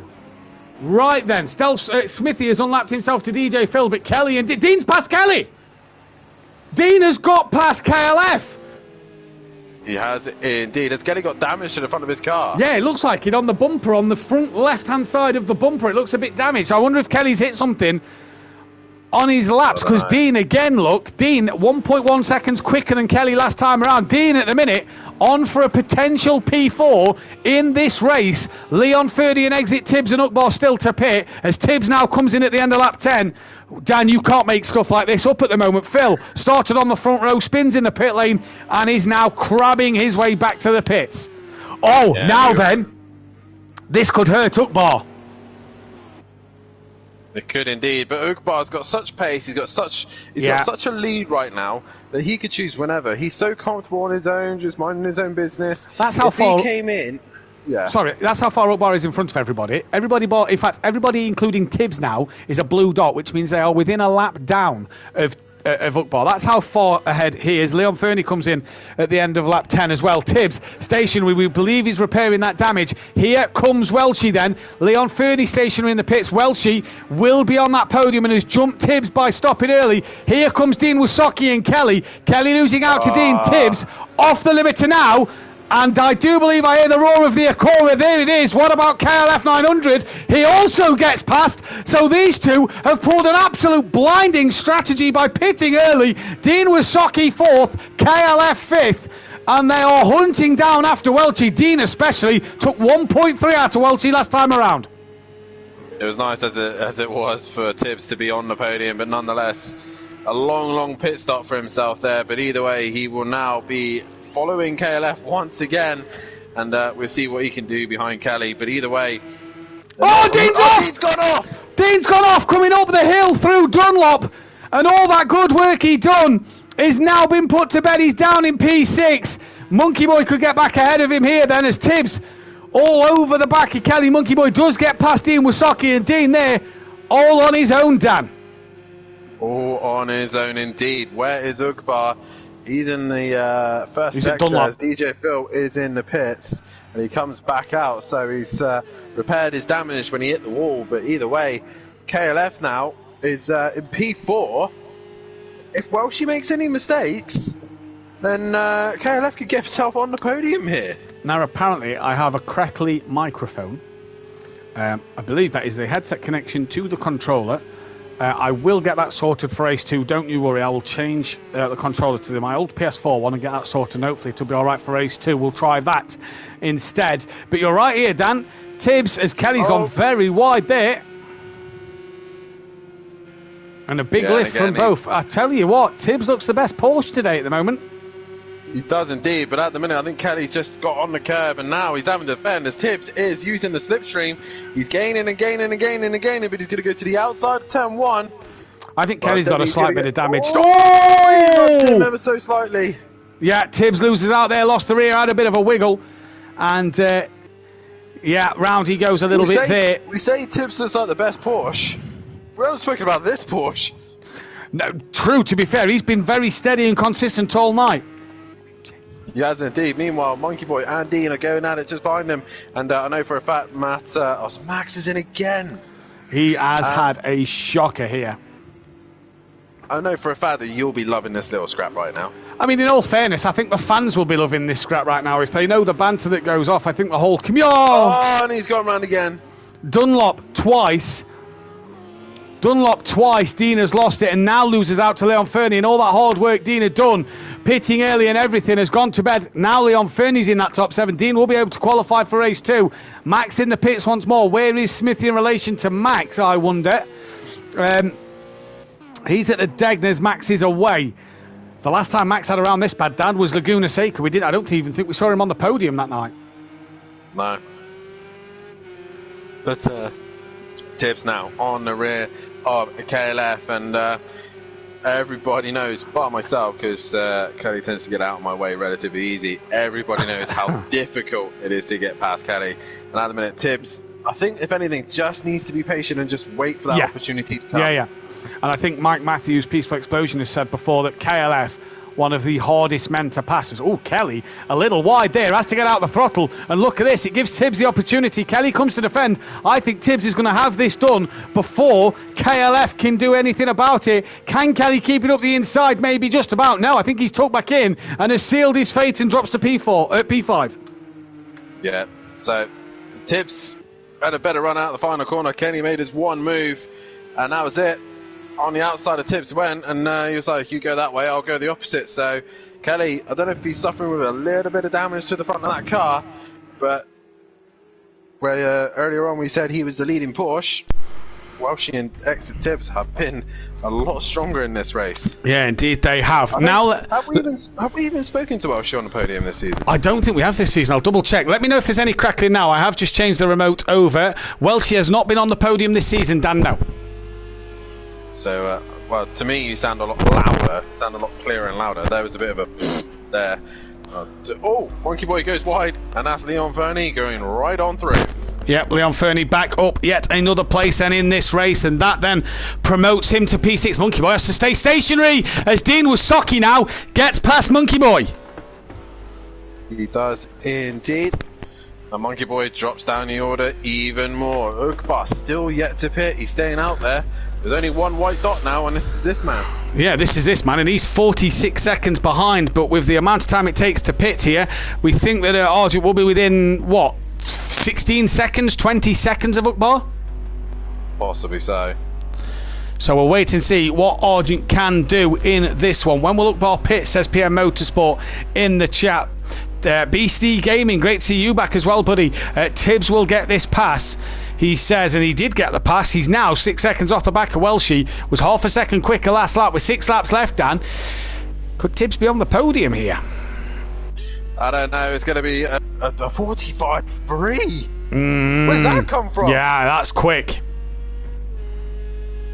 The only man similar is Leon. Who else is in the 45? Argent. So the fuel's coming down, as does Argent. Even Ukbar wasn't in the 45. So you're going to do it this time, probably. 47.0. Ukbar's losing time. Ukbar's losing time massively here. But interesting then.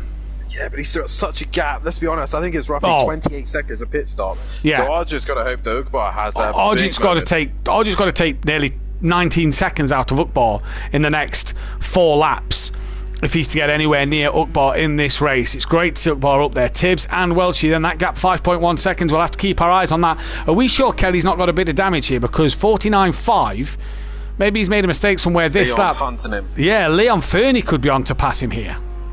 I think he's carrying suspension damage. I think certain corners he's fine. Others, he seems to be understeering quite badly. Like there, he misses the apex by quite a bit. What's happened to Welshie? Oh no! No! Your heart has to bleed for Welshie on the exit of Spoon. He drops down to P5. He stays slow on the curb so that Leon Fernie can now get past as well. And Welshie's gone from 3rd to 6th, and Tibbs is on the podium. He's got to stay on track now. He's got to stay clean, stay on track. A 45.3. I think the best I've seen so far is a 44. And he comes into the final corner now. So Exit Tibbs is just improving left, right, and centre here. Towards the line he goes. He goes a little bit slower, but 45.4. He's distant right now. Argent's took 2 seconds out of Ukbar's time at the moment. Ukbar coming into 130. A little dab on the brakes as he comes through. Is he going to decide to pit this time around? I don't think he is. You know, as Leon Fernie now on the back of KLF even more. And Ukbar stays out on track once again. He's nearly lapping Leon Fernie in KLF here. He is indeed. I think he's who has he lapped? PM Motorsport. Monkey Boy. Sorry, PM Motorsport in the chat. The Welshie windmill. Oh god, we haven't heard that for a while. We haven't almost at all. Almost as good as the peaceful pirouette. Yeah, it is nearly just as good. So then, Ukbar leads this race from Argent, 46.5 seconds. Tibbs is now on the podium in 3rd with Kelly back up to 4th, and Leon Fernie hunting him down for that P4 and 5. Thanks to Monkey Boy spin a little earlier, the cameraman have decided to fixate on Monkey Boy and miss the drama that's happening at Degner too. Speaking of Monkey Boy, 5 seconds behind Dean. He lost 3 seconds to Dean on that last lap. Dean within 5 seconds of Welshie with 4 laps to go. Could Dean maybe look at a P6 here and a bit of a recovery after his couple of spins earlier? two old pro boys are really struggling here. Both, I think, are carrying damage. They're both doing similar lap times to everyone else, bar Welshie, and the guys at the back, obviously, are much, much faster. And Ukbar's fucked up the pace a little bit. He's out of the 47s, he's back to the 46s, but still, Arjun is still on a decent lap time here. He's flying, and I think Exit Tibbs also still consistently quick. So Leon Fernie at 44.9 last time around. Obviously he's coming to the line now. Kelly Slipstream. Beastie is 20 lap race. Ukbar is on lap 16. These two are about to start lap 16 as well. Leon Fernie, Kelly goes that defensive line again, and Leon Fernie's Audi here comes to the line, and down the straight it comes. He breaks a little earlier than Kelly there. He knows he's on the outside line and tucks back in behind Kelly. Is it a matter of when Leon Fernie gets past here, Dan, or is Kelly, do we feel I just feel down the start straight he seems a bit helpless at the moment? It does, but I don't think the only real place I think Leon Fernie will have the advantage is up towards Spoon, because I think it's that left-hander that Kelly seems to be struggling with. He doesn't seem to be able to have the grip. He's got 47.6, so he's back on decent pace, but I still don't think that car is 100% at all. PM Motorsports just alerted us in the chat that DJ Phil 45.3. DJ Phil has got some pace here. He can qualify in the next qualifying session, which will be for his 200th race as well. So DJ Phil could be in the thick of it on race number 200. And 199's not gone the way he wanted. And at the minute, it's not going the way. I mean, it is going the way, really. When you look at the championship, Dan, Max down in 11th, Kelly currently sitting P4. It's going all right for Kelly at the minute. Dean's now 4 seconds off the back of Welshie. And both of these two, Dan, Welshie and Dean, are just slowly making inroads onto the back of these two here as well, with Leon Fernie making little wiggle mistakes and being held up. Max is in the pits again. He is. What damage has he got? He's got no real damage by the list. Colt's fine to me, yeah. A little bit on the front, I would say, but Leon is flirting with the grass right now. And I think the thing is, all Kelly has to do is put his car in the right place, and Leon won't be able to get past. This is where I feel that Leon is much stronger than Kelly. We saw Tibbs was stronger than Kelly down the straight. I feel that Leon's got the same bit of momentum, but then the top speed kicks in here, and that Porsche just a little bit quicker than the Audi, maybe in a straight line. And this is where Leon Fernie, has he got it done? Is Kelly going to keep it up the inside? He tries his best, and Leon round the outside, P4, Kelly down to 5th, and Welshie's not too far back in the background, and Dean Wasocki, he's not a million miles away either. No, he's not. Kelly obviously getting more and more Ukbar's finally in. Ukbar is finally in. How long is it going to take him to get in and out? That is the question. But all the guys just seem to have slowed down a little bit. Even Arjun and Tibbs, both in the 46s again. Everyone else lapping in the 46s. Peaceful explosion in the chat. Max going for fastest lap, maybe? Nah. I think he's struggling overall pace. I think he's not in a good zone at the minute. Ukbar is out. Arjun is coming into the final few corners here, so Ukbar's poor laps has not really helped him out. He's got 2 laps or 3 laps to go. Comes out beyond Stealth Sloth, which isn't the best scenario.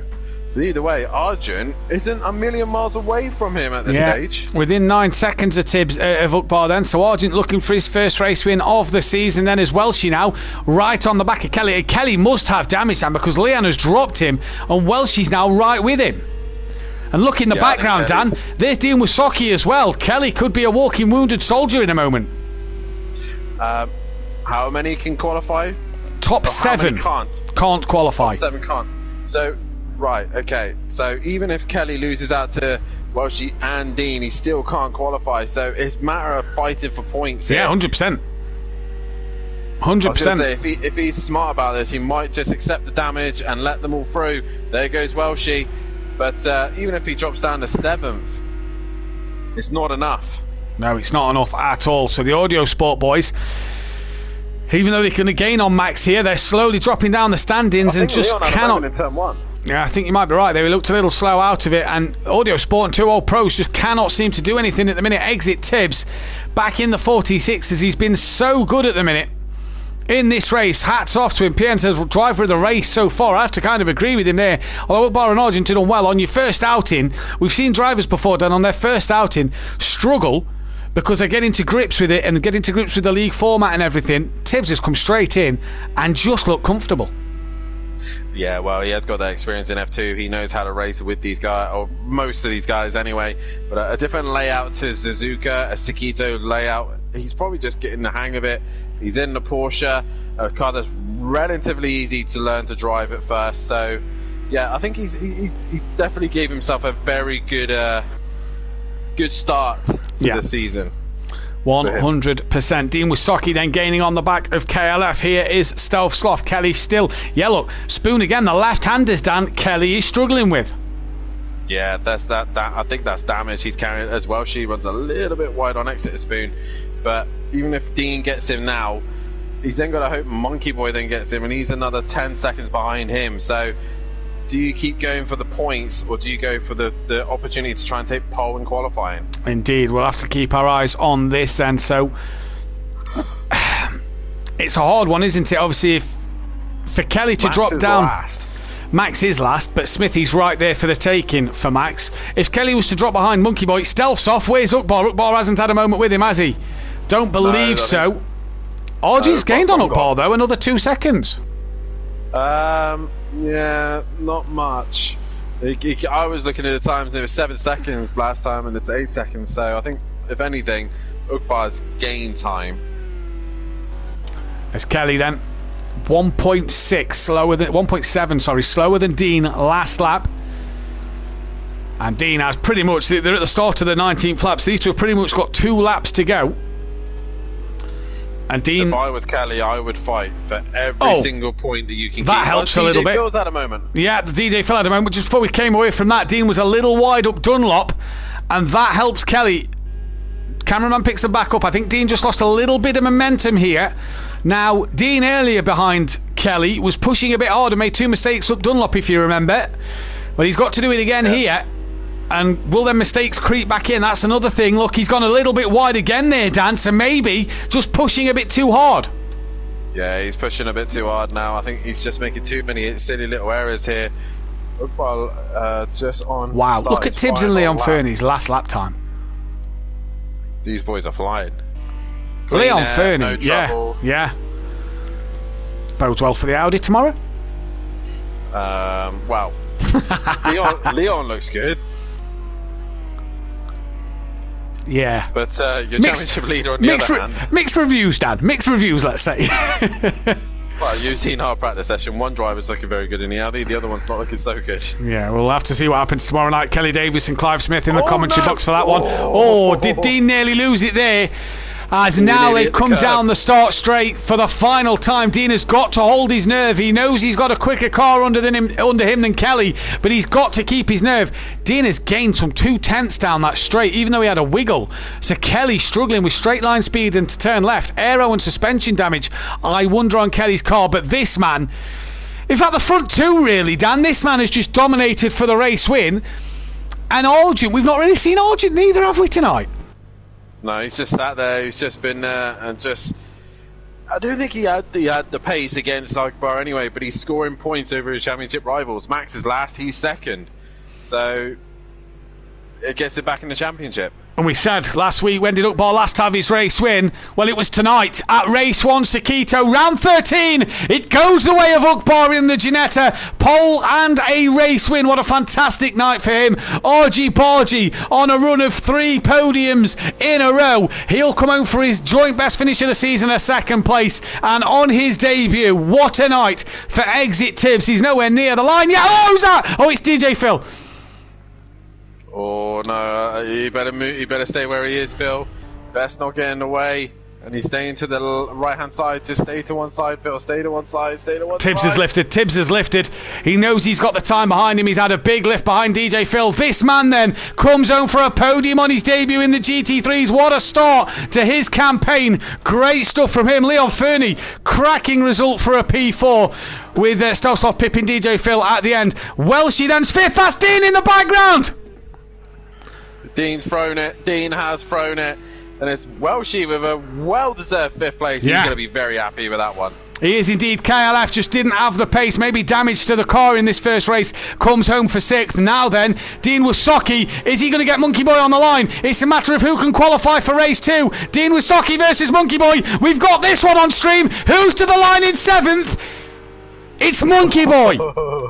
So Monkey Boy 7th, Dean Wasocki P8. He can qualify then for the second race of the night. Smithy has crossed the line in P11. We know DJ Phil and Stelsoff have already finished in 9th. And Max has had another moment in this race. He's lost the bonnet as well, so Max not looking good here for Sakito. He's got to behave as he comes towards the line. He's had a few spins across the line, so either way, Max Mulder, he's going to throw this one out the window, but it's going to be your Flying Dutchman.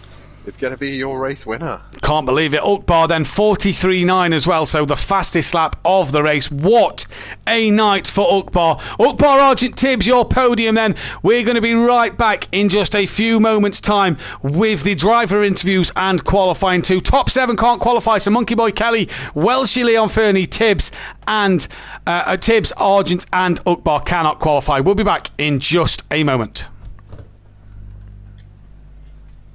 Welshie, Leon Fernie, Tibbs, and Tibbs, Argent, and Ukbar cannot qualify. We'll be back in just a moment.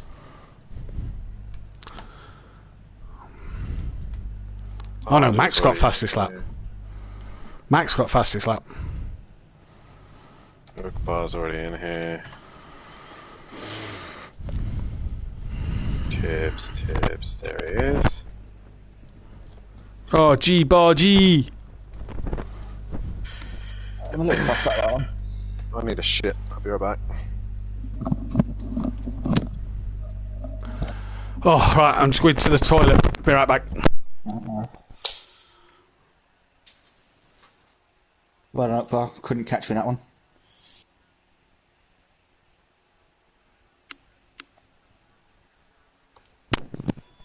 Yeah, thanks. It was great car. Left to say, you give me false hope in the pit stop. I thought I come round the last corner and you just left the pit lane. I'm thinking, why couldn't it be another couple of seconds? Yeah. I was struggling at the end of the race with my brakes were a bit overheating.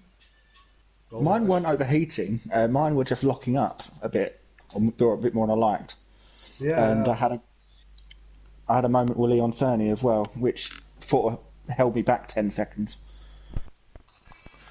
Yeah. That's quite a lot of time. Then you would have beaten me.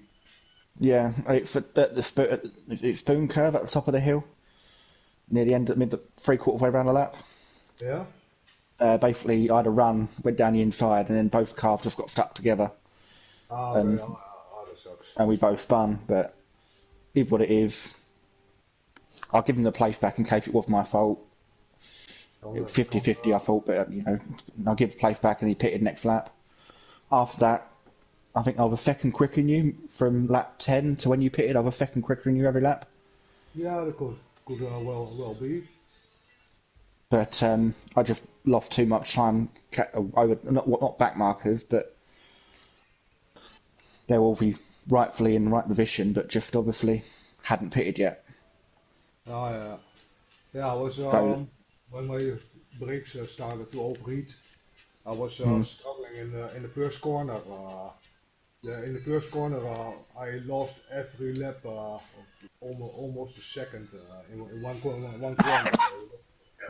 That didn't help. Yeah, it's just to say another. Obviously, once you come out the pits again, I don't know if you changed tyres or what, but you were just on it again. Sorry? Did you change tyres in pit stop? No. No? I was on hards. Oh, you're on hard. Okay, surprising. I'm pretty much always on hards. I didn't think it was warm enough for hards. Sorry? No, if you kept them going, fair play. Yeah. As I say, I run an iPad next to me, which obviously has the race on, i.e. last lap time and positions, and I just kept an eye on it, and I was a second, if not 1.2, a lap quicker than you, and you come out of the pits, I'm thinking, another couple of laps before you pitted. I think when you pitted, I think you must have called your brakes down. I think that might be where you got the pace back. Yeah, that's right. After I pitted, I had two decent laps, Hmm. and I think you got stuck behind Stealth Loft, pack marker. last lap I've been a bit more careful because I checked the brake temperatures. So I've been a bit I'm back. careful not to get in troubles, especially in the first corner. Ooh. Well done, boys. I'm just saying to look, but I just couldn't catch him. Yeah. Oh, well done, well done. Strive that Tibbs P3. Well, she binned it. Oh, did he? Yeah, well, she binned it. Dean kept binning it. Kelly had damage of some sort. Bryn with a rage quit. I can tell you that now for a fact. Well, it is what it is. No, I'm just letting you know. I didn't care if it wasn't cool. I saw Smithy's comment. It wasn't. We didn't see him on stream, but I saw Smithy's comment. Smithy got rear-ended by Mac twice. I've got replay to go back through it if necessary, whatever you need to look at. Well, we didn't catch anything on stream. I didn't note anything down, so. Basically, I don't know what Max or DJ Phil or Bookbar knocked Smithy's rear wing off going round the last corner. Or the second last corner. Oh, fucking, here we go. I'm only going by what Smithy's told me on comms. Yeah. In party, so. Tibbs not joining us. Don't think so. Oh, what? Are you reading the Welshie message? Yeah. Well done, Nugbar. Jim told me you ran the hard tyre. You was on the hard tyre? Bookbar was, yeah. I'm pretty much every track I always overheat the rear tires on softs. Oh. So if I have a choice, I will always get on hards. Oh. Oh, okay. Time to experiment tomorrow night. Ooh. Oh, you got a setup for all softs? Oh yeah. Yeah, I would try hards. I got my Okay. tires about, I think it was 86 degrees rear, 91 at front. Yeah. So Oh, okay. I'd rather have it a bit hotter, but fine. Tibbs in one race has scored what Keeg scored in 5 races. Have you messaged him to see if he's joining the party? I haven't, no. Is he US? Not sure. I think he's US.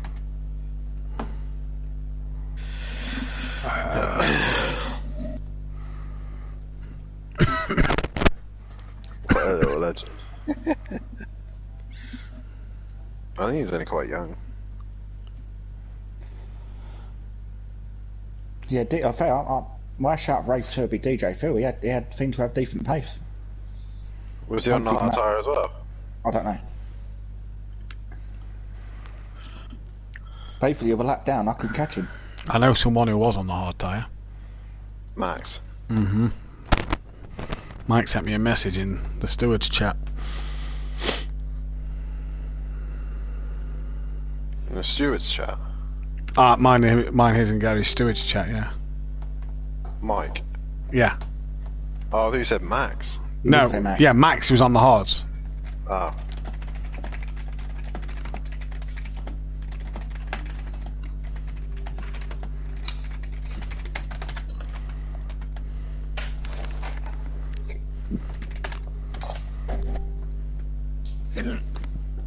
Oh, Jesus Christ, fuck off. Who are we missing? Where's Liam? Liam, Bryn. Fuck off. Shane obviously said he might. So Shane's won, Joe's won, so that's 14. Liam's just joined, so 14. Bryn's not in. Smithy's just joined, so 4 drivers. Joe, Bryn, Shane. Ukbar, you're not in the session, mate. He's in now. Oh, will you shut up? Who's pestering you? Who do you think? I'm guessing DJ Phil. Dean. Kieran's correct. I'm in, by the way. Yep, cheers, buddy. Oh my god, he's sending me like... Fuck off. Just mute it for a second. I've just turned it off. Get the race done and then you can deal with it. Bryn is on FIFA, so that was a rage quit. So Shane, Bryn, Joe are missing. Right then, start.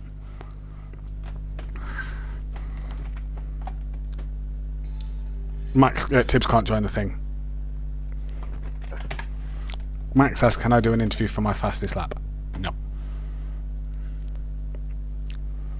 I think what, being 3 laps down?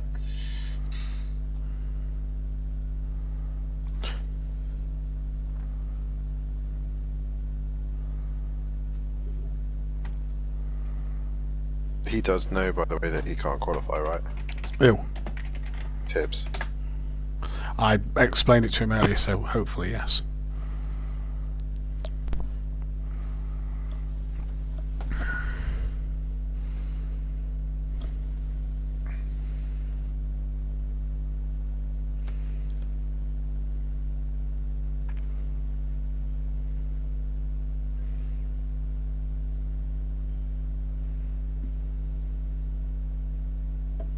Welcome back then, ladies and gentlemen. We have the top 2 in for an interview. We haven't got Bryn back in the session, so we are down to the 13 drivers as Buzzy Boy now comes in and can qualify for this one. 297 drivers points left up for grabs and 517 constructors points left up for grabs, and it looks a little like this. Max Mulder's lead, 73 points now. Kelly cut it, but not by a lot, as I haven't updated the table, so what I'll do is I'll go through the constructors first.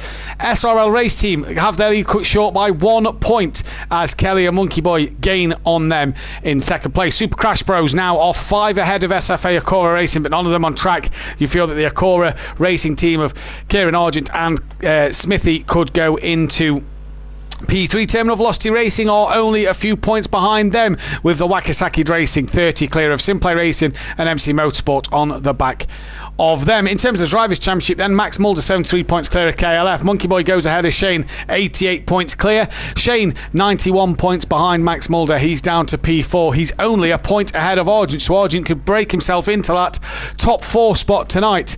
Rabbit Joe down in 6th. Ukbar leapfrogs Dean Wasocki into 7th place. Dean down in 8th, 2 points clear of Leon Fernie. Could drop tonight by the end of the night. DJ Phil in 10th, 10 clear of Welshie with Bryn down in P12. Smithy 4 points behind him in 13th. Buzzy Boy 14th, Stelsoff 15th, and Tibbs P17.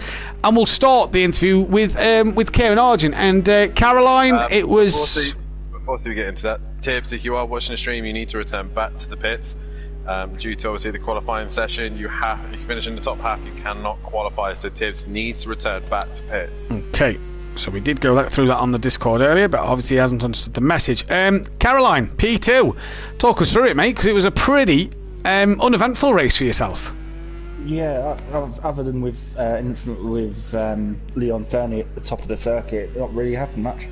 Just didn't have the pace to match Ukbar. Didn't have the pace to match Ukbar, but a good race for yourself though, P2. Yeah, I just like I said to you in the week and previous weeks, I just need to get points where I can, especially missing week 1. Taking advantage of other drivers not being here, like Joe and Shane. Like Joe and Shane, like you say. Race 2 then, Acora home circuit. What can you do around here, buddy? Race 2, you look like you're going to start mid-pack. Surely it's got to be about staying ahead of Ukbar in this one. Staying above Ukbar, staying out of trouble, but just take every lap as it comes and go from there. Well done, Argent. We'll let you get back to your party and buddy and focus for race 2. As just before we go to Ukbar, Nikki in the chat. Matt, can you say hello to my beautiful girl Caroline? She's proper gonna slap me now. Hello, Caroline. Do you know anything about that, Dan? Is that his partner's name? I take it it's his partner's name. We'll go with that one. Either way, we go now to Ukbar, who we said, when was the last time this man won a race? Well, it was tonight. Ukbar, that was some display. That was impressive. Yeah, thanks. My car was very stable, so it was halfway the race I got to struggle a bit with the brakes overheating. But I know how to solve that, so hopefully the next race I won't go for the podium again, so I hope so. Yeah, like you say, struggling with the brakes. You told us in the off air that you was on a certain tyre. Do you care to share what that tyre was? Because me and Dan was pretty baffled by it. The wets. A hard tyre. And how was they hot round here? Obviously, it's cooler conditions. So was they okay? It was okay. I rather have the hard tyres a bit hotter, about 110 degrees. But I had them 85, 90 degrees, so it was fine.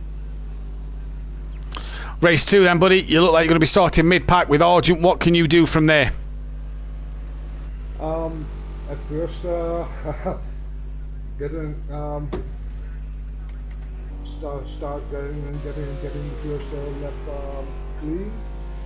Yeah. Hopefully, the drivers in front of me spread a little bit, and then I'm going to try to take over as much as I can. Well, so, I hope so. I'm gonna do my best. Yeah. Well, we wish you the best of luck. Congratulations on the race win. Hope to speak to you a little later on, and well done. Yeah, thank you. So Ukbar then leaves here, well, doesn't leave here just yet. He now equals Bozzy Boy and Andy for the most pole positions at Sakito, in terms of 2 pole positions between the 3 of them. Bozzy Boy has a chance to rectify that one here. And Max Mulder seems to be back to his quick pace, Dan. Yeah, but it's 1 lap, isn't it? He got fastest lap in race 1. He's currently 3/10 at the minute. We know what the actual lap times can be done around here. If you're not overtaker, then you can do a 42. If you're overtaker, you can do a 39. But I am joking. It's probably like I reckon he's in the 40s. To be fair, if he does a 39 tomorrow, then I will probably give up racing. Yeah, yeah. I might just go to Gran Turismo 7. But with obviously the sad news, obviously, Matt, that we haven't even discussed it either. We haven't. Obviously, EA is now took over. Was it Mad Skills? Mad Summit Studios, wasn't it? Yeah. Yeah, took the rights obviously to Project Cars and had under control what they wanted to do with the project, and they've decided to cut everybody off the Project Cars project, and they will no longer be. Max 6/10 up on his lap time, spins at 130 or in the wall backwards. That'll be damage. Probably return to the pits for him. Indeed it is then, as Bozzy Boy down in 6th. He's in the pits. Will we see him come back out? Yes, carry on, Dan. Yeah, obviously with the news that EA has decided to cut the Project Cars project, which is a massive shame, because let's obviously discuss this game. There obviously will be different alternatives that we will be looking at. Yeah. We've already been looking at ACC. Obviously, Formula 1 is definitely there as well. And I think Formula 1 is where we're going to blow up a little bit more, obviously now being world cross-platform, with being PS4, Xbox, PlayStation 5, and also PC. So that's very much in the realms. But the one thing we're looking at is ACC. But we've got to give Project Cars a big shout-out, because the first game was a good game. It was very much a benchmark. Yeah. This game is really set the stone for, I think, future sim races as well. It really did set a stone for actual sim racing. And I think it set a stone for sim racing, especially on the console. You know, Yes. obviously we know the PC's got R-Factor and iRacing and other games on there that they can sim race on that are a bit more realistic than this. But for console players on Xbox and PlayStation, this really did kind of set the benchmark to get you into sim racing as well. More than be the best go-to sim, to get you into the sim racing community and get you into the game. And you're right, we owe this game so many thanks. And you know, 2 and a bit years down the line of Simplay Motorsport, obviously we've done other leagues, we know other leagues that have ran this. I've been in previous leagues, 2 of them. You've been at a previous league that have done this. The amount of cars, the amount of championships that has been ran, not just here at Simplay, but across the sim racing community, YouTube, Twitch, whether they're streamed, whether they're not streamed. The amount of fun and the joy that people have had. And it is a shame that EA have decided to pull the plug. And the announcement yesterday comes that, you know, we had the announcement before the season started that the game's not going to be on sale anymore, Project Cars 1 and 2. And that kind of started the conversation, didn't it, of what do we look at? Do we get season... Obviously, we've already done our calendar for Season 8. We did it in the Season 7 draw. The EA announcing yesterday that the studio's kind of been let go. Everything's kind of going to be unplugged. We don't know when. Kind of puts Season 8 in doubt, doesn't it? And it is a massive, massive shame, because the amount of people we've had here, the amount of people that have done this, champions like yourself and myself and Gary and all the other champions, it's just a massive shame that we lose such a... And the thing is with this game, Dan, is, and I think you'll agree with me on this, for console players, you've got such a choice of cars and tracks. Now, ACC's great and Formula 1's great, but you've got set tracks and set cars. Gran Turismo's a bit arcadey. This was the sim game that people could go to and drive any vast majority of car in any track. Yeah, well, we were discussing about the off-season having a Rallycross Championship. We have started that before. We did a World Endurance Championship with cross classes as well. I know ACC can do cross classes with the GT3s and GT4s, but that's really it. There's the Porsche Cup cars as well, but there's so many different championships we've had here. We've had the touring cars, we've had the Ginettas, we've had Clios, we were talks of IndyCar. There were so many different things that we could have ran as Smithy improves and goes ahead of Dean there. So good lap time from him. But I will always still play this game. It's still very warm in my heart. This is what brought me into sim racing, and I think I still think as well, from a broadcasting perspective for channels, this is at the top, but the cameras are still a little bit sketchy here and there. As if Max improves, this lap will be deleted because he took a lot of track limits in 130R there. So either way, he was going to be on pole position, but this lap will not count for a record as he crosses the line. Not the record anyway, but yes. But yeah, I think it's going to be sad to say bye to Project Cars, but there's a bright, bright future ahead of us. There is a bright, bright future ahead of us, and Dean, at the last minute, went P2 with his qualifying time there, so a good lap from Dean in the end of this one. P2, Max Mulder, though, takes the pole position, and I'm sure we'll get back to more chat excuse me, about Project Cars in just a moment's time, Dan. But Max on pole then from Dean Wysocki, who then lines up alongside him. It's DJ, Phil and Smithy who occupy the second row of the grid, with Stealth Sloth and that Buzzy Boy on row 3. Ugbor the first of the non-qualifiers alongside Argent 7th and 8th. Kelly and Monkey Boy, the teammates, 9th and 10th, with Leon Fernie and Tibbs 11th and 12th, and Welshie at the back, P13.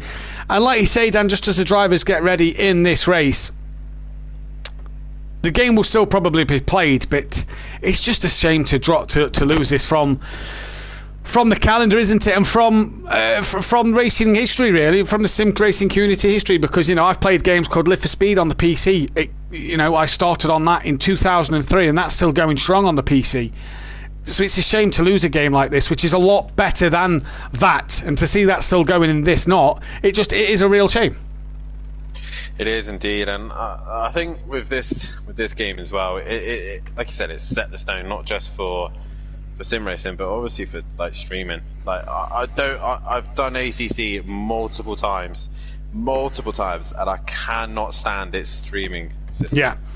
Like F1 is a bit better, but again, you can still see when you're changing drivers. You can still. With this, I see a lot different to what Matt is viewing right now, and for a director, it's a lot easier to access to what I'm seeing. I can see something different to what Matt's seeing, and he can just focus on doing the show.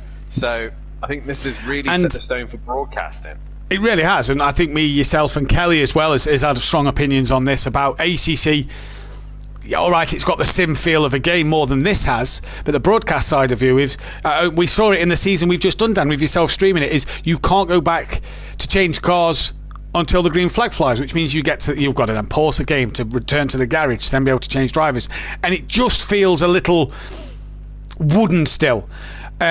F1, like you say, great broadcast side of things, you get all the pop-ups and everything, but then you can see when you're jumping to car, and I know doing the highlights that you just see them little moments, it makes it look a little meh, the camera just kind of jumps all of a sudden. This has everything, has absolutely everything, as we've lost Bozzy Boy out of this race, and so we're down to 12 drivers.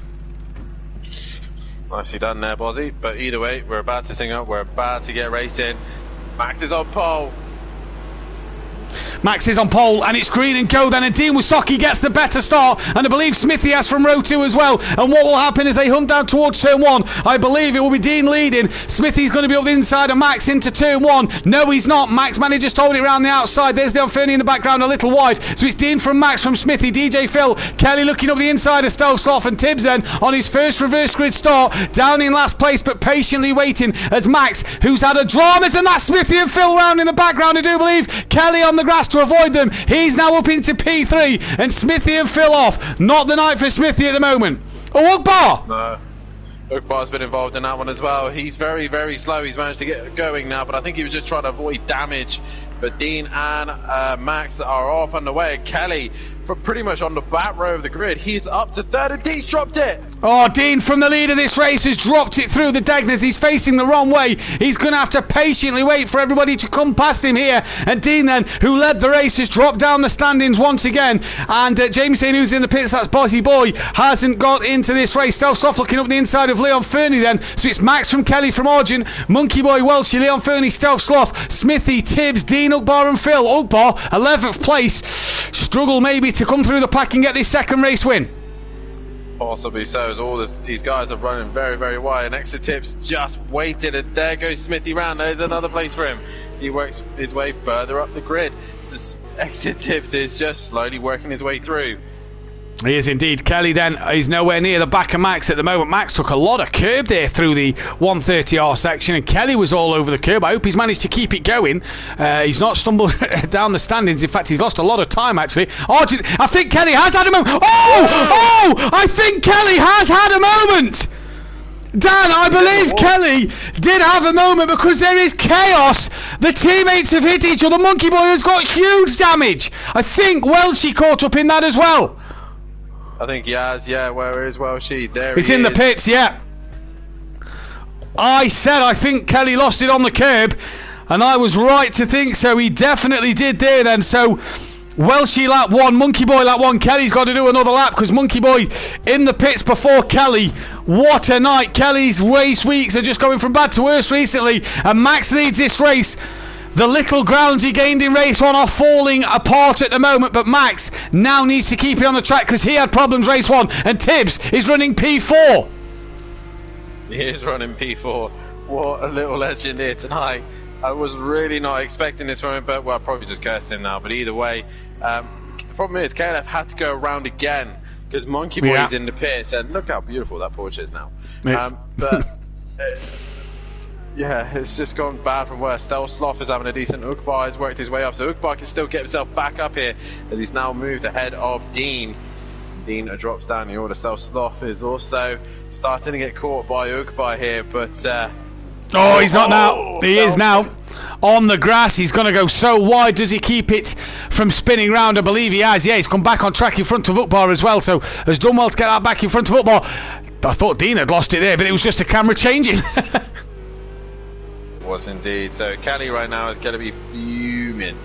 He is going to be absolutely fuming with himself that he made that mistake. I think he was trying so hard to push to catch Max that he just pushed a little bit too hard than he needed to. I said I felt he got on the exit curb like Ukbar did, and he must have done it, and it's slinging him around. Dan, let's load the speedo up. We don't have the speedo on display at the moment, and I think at Kelly there, I said he was wide, and he was indeed. Ukbar then on the back of Stealth Sloth, side by side now with Stealth Sloth, and down the start straight they come. Monkey Boy, Dan, is still in the pit lane. He is indeed. And where is Kelly? He's come up to 130R. Oh, Monkey no. Boy's not moved. Smithy's in. That seems an early stop for Smithy then at the end of lap 2. So I'm not sure what that's about there, but Kelly's got to do a second lap here, Dan. Oh, no. What's happened here? What has happened? Like, Monkey Boy, that can't be that big a damage. No way. 1 minute 44 a lap. It's took Kelly 2 minutes. And I know Monkey Boy has started streaming, so let's just jump on board his stream. And Dan, he's only, according to his stream, he's only halfway through his damage as Smithy goes past him. Oh my god. So Monkey Boy has got some horrendous damage at the moment. And Monkey Boy... Oh, this is going bad for the Audio Sport and 2.0 Pros. Oh, my favourite for the Constructors' Championship. And it's slipping away from them. It is indeed. Argent now he's in another second place position at the minute, and he's seeing Max just put away from him at the moment. But Max has had trouble in this section here. Oh, wide again. Oh, he's gone wide again. One strike there. Yeah, one strike. By the way, just to say, I didn't note anything in race 1. I thought it was all very clean. So nice to know. So we'll see what comes in for the stewards. As Max said, Dan, I'll let you know when Monkey Boy's away, because at the minute it is nearly done. But not quite. He's away now. He's away now, I do believe. And Kelly's at Spoon, so Kelly can pit this lap. No, he's still not away, sorry. I don't think he is away, actually. He's not. Oh, wow, it looks done. He's away now. Oh, wow. Stealth Sloth side by side with DJ Phil. He's got a time penalty. No. It goes from bad to worse. And it is only a 10-second time penalty. Stealth Sloth and DJ Phil still side by side. DJ Phil up the inside. Great move that from Phil. Kelly can pit now. But Dan, for the Audio Sport and 2.0 Pros team, it has not been their night. There's not indeed. And they go to another very, very dangerous circuit next. The circuit that I'm definitely looking forward to going to. But I'm pretty sure these two will be wanting to kick this circuit well out of there. Yeah. I'm thinking. I know Kelly says as well, he loves this circuit, he enjoys driving it, but this weekend he's had a horror show. 2 weeks in a row, Dan. They didn't have the best of showings, did they, last week? I'm going to blame myself for this one, I think. Did you say it again? No, I didn't say it at all. I only said it once. Fair enough. Yeah, they had a bad week, didn't they, last week? Both the Porsches had a bad week last week. Stealth off on the back of DJ Phil still. This for 8th and 9th at the moment. Leon Fernie currently on the podium. Tibbs is going to try and hunt him down. Max just dropped into the 45, same as Argent. Stealth Sloth. That's a great move from Stealth there. Lovely up the inside at Spoon. Job done. And that is a fantastic manoeuvre. Yeah, very difficult to do actually at Spoon. So he managed to get that job nicely done. I think he just ran Phil a little bit wide. But yeah. Phil had to try and come back at him. He's having a good little scrap at the minute. Good little scrap. Argent last lap. Yeah, trying to hunt down Max. Now, Max had a few good opening laps, and then he went wrong. So let's see what Max can do. Leon Fernie 44.6 as well. No, he's pitted. Oh, he's pitted? Yeah, he's behind Welshie and Smithy now. He's pitted. Oh, okay. It's just, his car looks horrendous. It does. He has pitted, though. So then, Monkey Boy... 12th place, 1 minute 57 behind his teammate Kelly, 16 seconds behind Welshie. And you have to feel sorry for Welshie. He was a podium in race 1 and then he span and it's gone horribly wrong for race 2. Yes, it's all these guys just going to be throwing this one right out the window and wishing they'd never turned up to Sugito, sorry. And next week we go to the legendary Bathurst where Kelly has history, don't forget. Be great to see Rabbit Joe back next week. That's Kelly and Joe season from season 3. What a championship, season 4, sorry, what a gigantic battle that was. Went down to the second and final race at Bathurst, if you remember, and Joe won it on second places.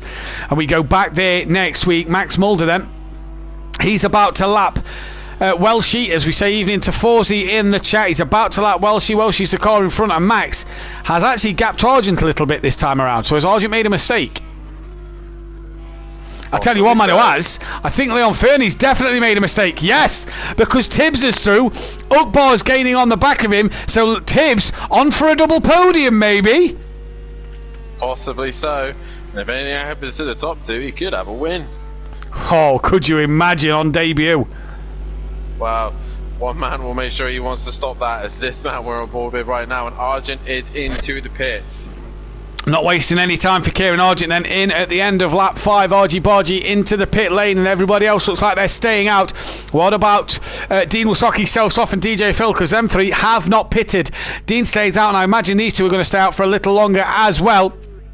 So just, I know Phil's going to come in with looks of it. He is indeed. As Exit Tibbs has had a mistake, I think. Yes, because Leon Fernie, he's got back in front and now Ukbar's on the back of them. So Tibbs just making a mistake somewhere. I think Ukbar was already on the back of Tibbs anyway. Oh, Tibbs has gone round now. So Tibbs definitely, he got ahead of Leon Fernie, he then made a mistake to go behind Leon Fernie, and Tibbs now makes another mistake. Ukbar up to third, Leon Fernie up to second. Obviously with Argy Bargy in the pits. And there's Leon Fernie about to lap Kelly. Yeah, I think so. Leon Fernie about to lap Kelly there, Dan. That's going to hurt Kelly. It is indeed, as I believe Max is now coming up to lap Welshie, isn't Welshie, yeah, I do believe so. DJ Phil's having another long pit stop here. So I'm not sure what's happening with DJ Phil. He's coming out now, so that's all right. But it seems a long one as Kelly goes very wide to let Leon Fernie through. As Max now through 130. Oh, big lift that time around for Max. He's behaving now. He is behaving. He is. Got that one strike to his name. And Max there keeps it within the track limit. 16 seconds down ahead of his teammate. And it's the top 6 then who haven't pitted yet as Max carries on his way. Beastie Gaming, he is human. He finally makes a mistake from Tibbs, he says in the chat. He does make a mistake, but it wasn't a big mistake. It was just a little one. But he can recover from it. He knows now after race 1, with the chaos that happened, he can still get a podium here. And he can. He's into the pits straight away. So that's a sensible move there. Get in the pits, get your worst lap time out of the way with a pit stop, and then just keep doing consistent fast lap times. Oh, who are them two?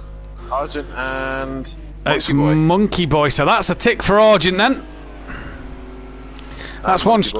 Yeah, and Monkey Boy. Was Monkey Boy trying to let him through though for being lapped, I wonder, but I will put it down as a strike. Stelzloff came into the pits that lap as well. So that's Argent who gets past Tibbs and Stelzloff then. So Argent is net second. Tibbs is now coming out of the pits. Yeah, net third of tricks. Sorry, carry on.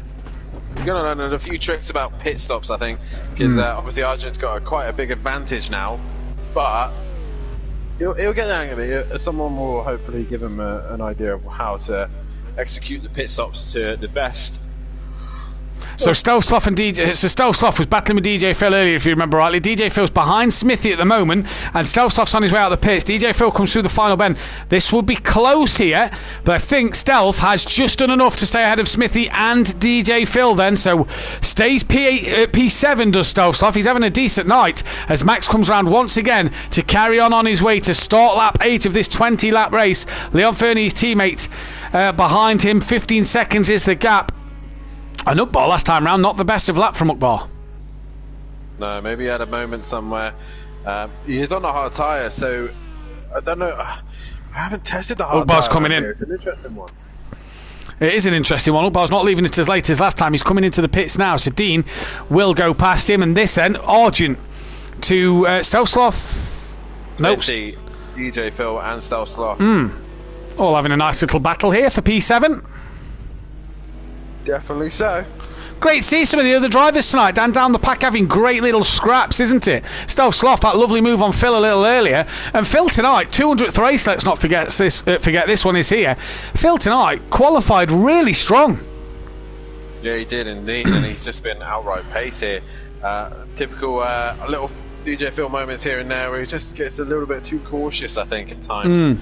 But either way, he's had a solid run as Smithy there gets a great exit out of Spoon, and now looking to get a move on Stelzloff. He's going to go around the outside of 130. This is going to be brave.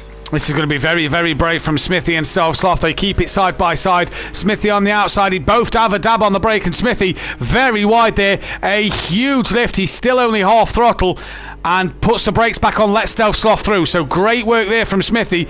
Will he lose out to DJ Phil down the straight though? That's the question, Dan. But good respect there from Smithy. Knew he'd overtook off track. Yeah, he did. Meanwhile, after the pit stops, Ukbar has stayed ahead of Exit Tibbs. So Tibbs not being able to gain anything from the pit stop. But either way, DJ Phil's looking down the inside of turn 1. Oh, they get close. Oh. Smithy just gives him enough room. Just. Yeah, I thought DJ Phil was going to get that one done. He doesn't, though. He tries to look up the insider too. Smithy's on that curb a little bit that squeals him around and makes it a little wiggly. DJ Phil, though, now gets past Smithy, goes a little deep, but has that covered for the left-hander of 4. And Smithy has all that work to do yet again to get back on the back of Stelsloff and DJ Phil here then, as Tibbs, 6th place after his pit stop, has been jumped by Ukbar and Argent as well. So the top 3 yet to pit. When are we going to see these 3 in? Dean, race 1, by the way. Dean pitted lap 6. You'd have thought he'd have, given the pace he had early pit stop, comes back out great pace. You'd have thought he'd do it again, but he hasn't. He's gone lap 9, and we know Dean likes to go long. And in fact, I'll say that he's actually coming into the pit, so I'll shut my mouth. And Dean does pit relatively early. Yeah, you know nothing, man. Yeah, I know. Yeah. What do I know? Argent then back into P3. We imagine Ukbar will go into 4th and Tibbs possibly into 5th, leaving Dean 6th place. Let's see Dean stop. Tibbs coming through now. Dean is... It's not great. It's not great. It is very poor. He's losing a lot of time here. Has he got a bit of damage somewhere? Then I wonder. He's away now. It was an average stop. Oh, Phil! What speed compared to Stelsloff. He's now looking up the inside of the final little bend. They go side by side. Stelf has to get right out of this. Smithy, just gets caught onto the grass. So he's not going to have that momentum. But what a move, DJ Phil. Yeah, he had a great run through 130R. Stepped to the outside. Stelf had nowhere else to go. Stay to the outside. A great racing from these guys. Max now into the pits. So that just leaves Leon Fernie, who is left to pit. Where then will Argy Bargy be in terms of pit stops here with Max? He's done it again. Leon Fernie slowed down to come into the pits then, and I realised Max was in it. So I think the communication between these two isn't that good at the minute. Well, let's wait and see. Argent coming to 130R. Good stop from Max. So Argent's going to be nowhere near at the minute end. That's a big old lift, Kieran. Maybe that's how it takes 130. Well, we can't complain. He's been in the top 2 okay, yeah. all night long. So. What do we know? We might not get 2 second places tomorrow night. So, hey, if that's what's working for him, that's what's working for him. So Kieran then comes down the straight. He's 23.7 seconds behind Leon Fernie, but he's 5.9 behind Max Mulder. So it's as it was before Kieran pitted. Then the undercut has not worked for him here. And Smithy now on the back of Stelsloff. This for P8 as they come towards Spoon. DJ Phil started to pull a gap to these two now. Yeah, he is starting to put away Smithy. Right on the back. Good move. Gets the job done. Not often you get it done on the exit of Spoon, but he gets the job done. Now Stelf in the faster car on outright top speed. Can he find the way back through Smithy? It really doesn't look like it, Dan. Gets through 130R, has a big wiggle, and Smithy pulls away then. So now cannot get that one done then. And now we await for Leon Fernie to come into the pits. Where will he come out? Tibbs is nowhere near the back of Ukbar. Ukbar's nowhere near the back of Argent. Dean is nowhere near the back of Exit Tibbs. But one man who is catching Dean is DJ Phil. So this will be interesting to see what Phil can do here. This controller's rubbish. I've got a full battery controller and it just died on me. Hey, it's still charged, it still works, it just randomly cuts out. I think it's probably the amount of times I've thrown it playing Rocket League. Oh, well, yeah, I'll vouch on that. Well, Leon Fernie into the pits then, lap 10. Everybody now then has pitted. And Max seems to... Oh, no. Oh, no. Goes from bad to worse for Kelly. From bad to worse. And he's going to be lapped now by his championship rival. Max Mulder takes the lead of this race. Kieran Argent comes through the final bend as well. So, Argent, Leon Fernie sounds like he's away. Or was that Kelly who's away? Kelly, by the sound of things. So that's both of them. Is that Ukbar going to take P3? I wonder. And I don't think it was.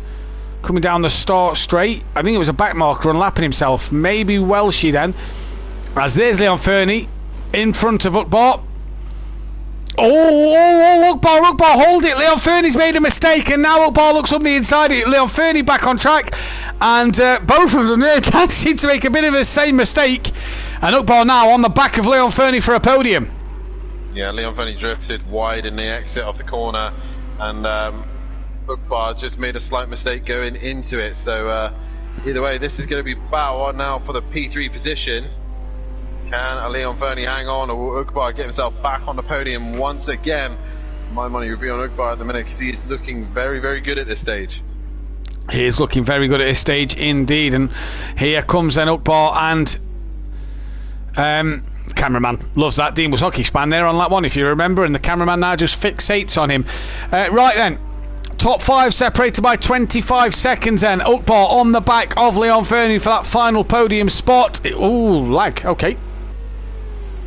Wondered where he was going there. Then Argy Bargy P2 from Max leading 7 seconds is that gap. Here comes Exit Tibbs, who has been fantastic tonight. Let's be honest, he's 5th and 3rd at the minute.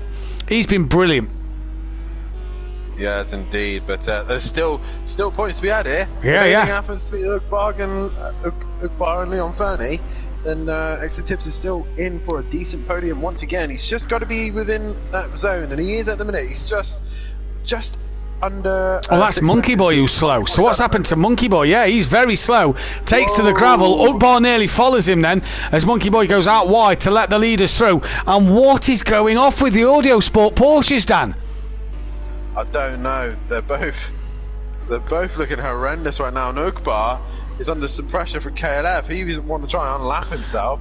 Ukbar goes deep into turn 1, but he gets it stopped. And the curve is lethal. I think if Ukbar's on the hard tyre, I think it's maybe cooler in these later afternoon conditions. We see a bit more of a shadow. And is that what's maybe not doing Ukbar the world of good here on them hard tyres, if he stayed on them? I don't think it was. I think it was Monkey Boy putting him off ever so slightly in the final corner. This track generates enough temperature with the amount of corners it has. So I don't think he's struggling with temp. Ooh. I think he was just caught out ever so slightly by Monkey Boy. Well, we'll keep an eye on that one then. As Argent 6.3 off the back. I thought that was Argent, then it's not. It's Smithy now once again on the back of DJ Phil. This for P7. In this race, DJ Phil must have made a mistake last lap, a 1 minute 50.3. He was matching Dean Wysocki, who's dropped himself back into the 45s, but not as quick as Tibbs at the minute. And Argent nowhere near the back of Max Mulder. Max Mulder at the minute on fire in this race. Another big lift as he comes through 130R. I think he's had that one track limit warning and has realised that I need to slow down through here.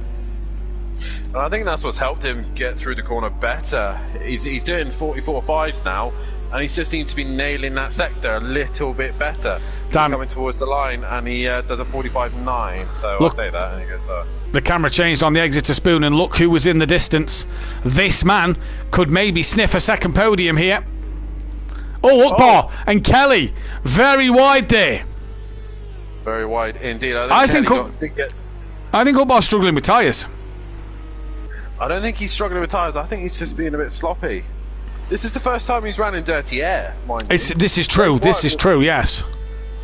So he's been stuck behind Leon Fernie for a while now, and obviously that Audi is generating disturbed air from the back, and the Ginetta holds a lot of downforce.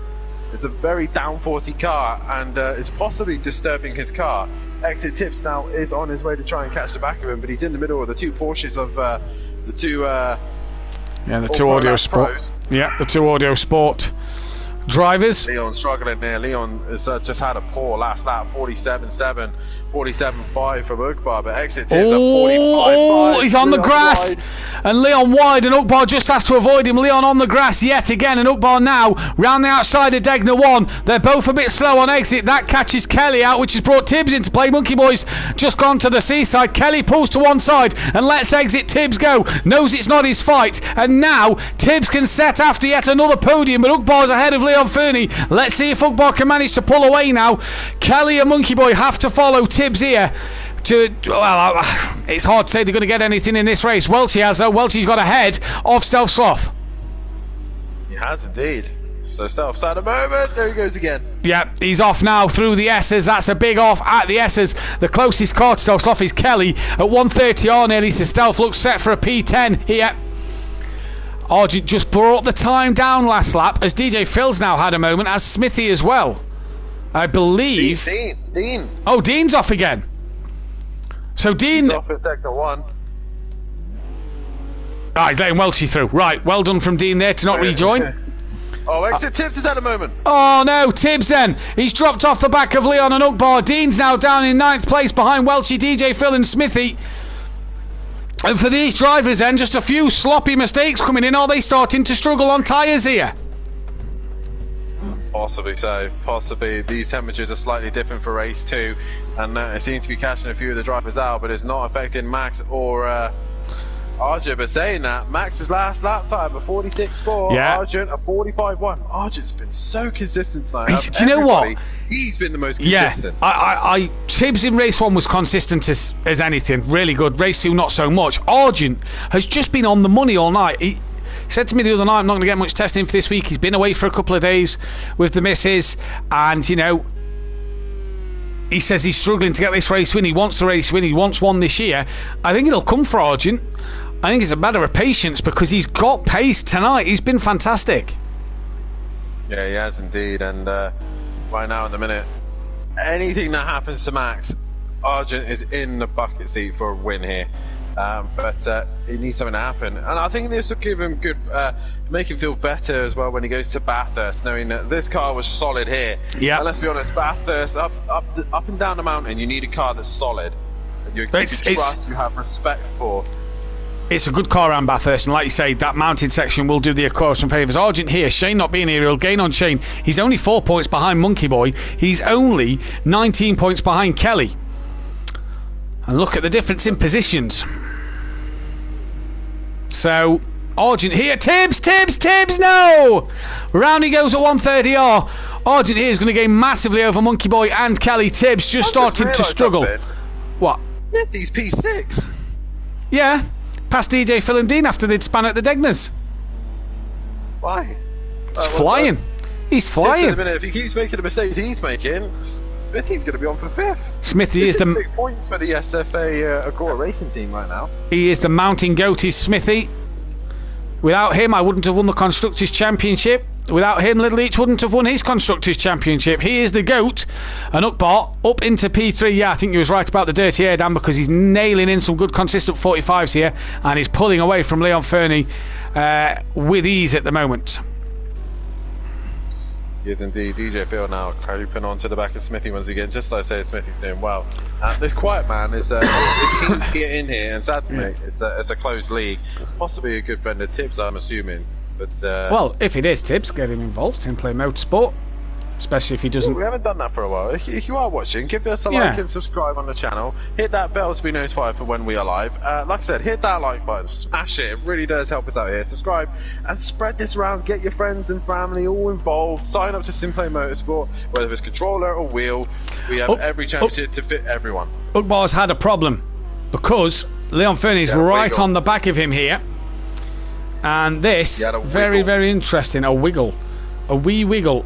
Tibbs has got to be solid to hold 5th place here, says Beastie in the chat. I agree. Tibbs keeps making mistakes. Oh, Ukbar, that's a second strike. That's a second strike. Oh. Ah. Oh. Stealth's in the pits. Ah. Sorry, that's something to do with my nephew, bless him. Stealth's in the pits. This could help Kelly and Monkey Boy gain a point or two more as Leon Fernie up the inside of Ukbar. No, oh, very slidey on the rear there from the Flying Dutchman. He has been through the first part of turn 1, and then he's fine on the final half. Leon then struggles in the final half, so he's still going to be battling out for the final podium position. I don't think we've ever spoken to Leon. No, never had a podium. Had a podium. No, never had a podium. He's only had one pole position back at Kota this season, if you remember. So yeah, Leon Fernie doing bits right now. Can he get past Ukbar? You're a race winner for the first race. It's going to take some mission to get past him. Just keep us talking through, Dan, as I'm just putting the poll up for driver of the day. Oh, Max has gone wide in Spoon, so he's had a moment through Spoon. He seems to have moments where he has one fast lap and then he has a really slow next lap. So a bit of inconsistency for Max, but either way, he's just got to bring the car home. He's redeemed himself after race 1. Massively. And with Kelly, now Kelly's got past Stealth Sloth after Stealth Sloth's pit stop. Kelly losing points to... Kelly gaining a few points over Max in race 1. Max is going to gain huge points here over Kelly once again. As Smithy still trying to fend off DJ Phil on lap 17. These two are on lap 16. But they're halfway through the 16th lap as Max has only just started lap 17. Argent took a 10th out to Max last lap, so they're matching each other. Argent has just been solid tonight, really solid. Yeah, whatever Max has done, he's then gone and done as well next lap. So at the minute, the gap is staying the same. Argent said that he was a little bit disappointed with race one, to be honest. He reckoned he could have got Ugbar, but either way, a 2-second place at a track that he said that at the start he didn't get much practice in. I would walk away pretty happy man, considering this track is a pain in the ass. There's no GP2 engine in that Honda, is there? That's for sure. Nope. Definitely not. Definitely not then. As DJ Phil is probably going to get to be able to paint us a nice pretty picture at the back of Smithy's Acura by the end of this race. They come down to 130R for the 16th time in this race. They're still yet to start lap 17. Ugbar and Leon Fernie here, just ebbing and flowing between the two of them, Dan. Ugbar seems to pull away, then have a little wiggle, and Leon Fernie seems to be right back on the back of him. Yeah, I think that seems to be Ugbar's better. He's at a moment. Yeah, round half spin, little half spin, and that puts Leon Fernie back on the podium then, and Tibbs not a million miles away, so if Ugbar's car is going to start to act very strangely, we could maybe hear from Tibbs. We could maybe see Tibbs get past him towards the end of this race. I think it's going to be a lot for Ugbar to drop it. Tibbs is currently 14 seconds behind Ugbar, so yeah, Tibbs has got to hope that Ugbar... Oh, who's that? Wait. That's Leon. Oh my days, Leon Fernie through Spoon. Off he goes and round he goes. You can't make this up at times. You cannot make this up. Do you know what Leon Fernie's going to be? Nico Hulkenberg. Nico Hulkenberg, yeah. The man never to get a podium. He's on the grass. He makes his 50th race start next week, does Leon Fernie, in race 2. And, Monkey Boy there. That's a second strike for Monkey Boy.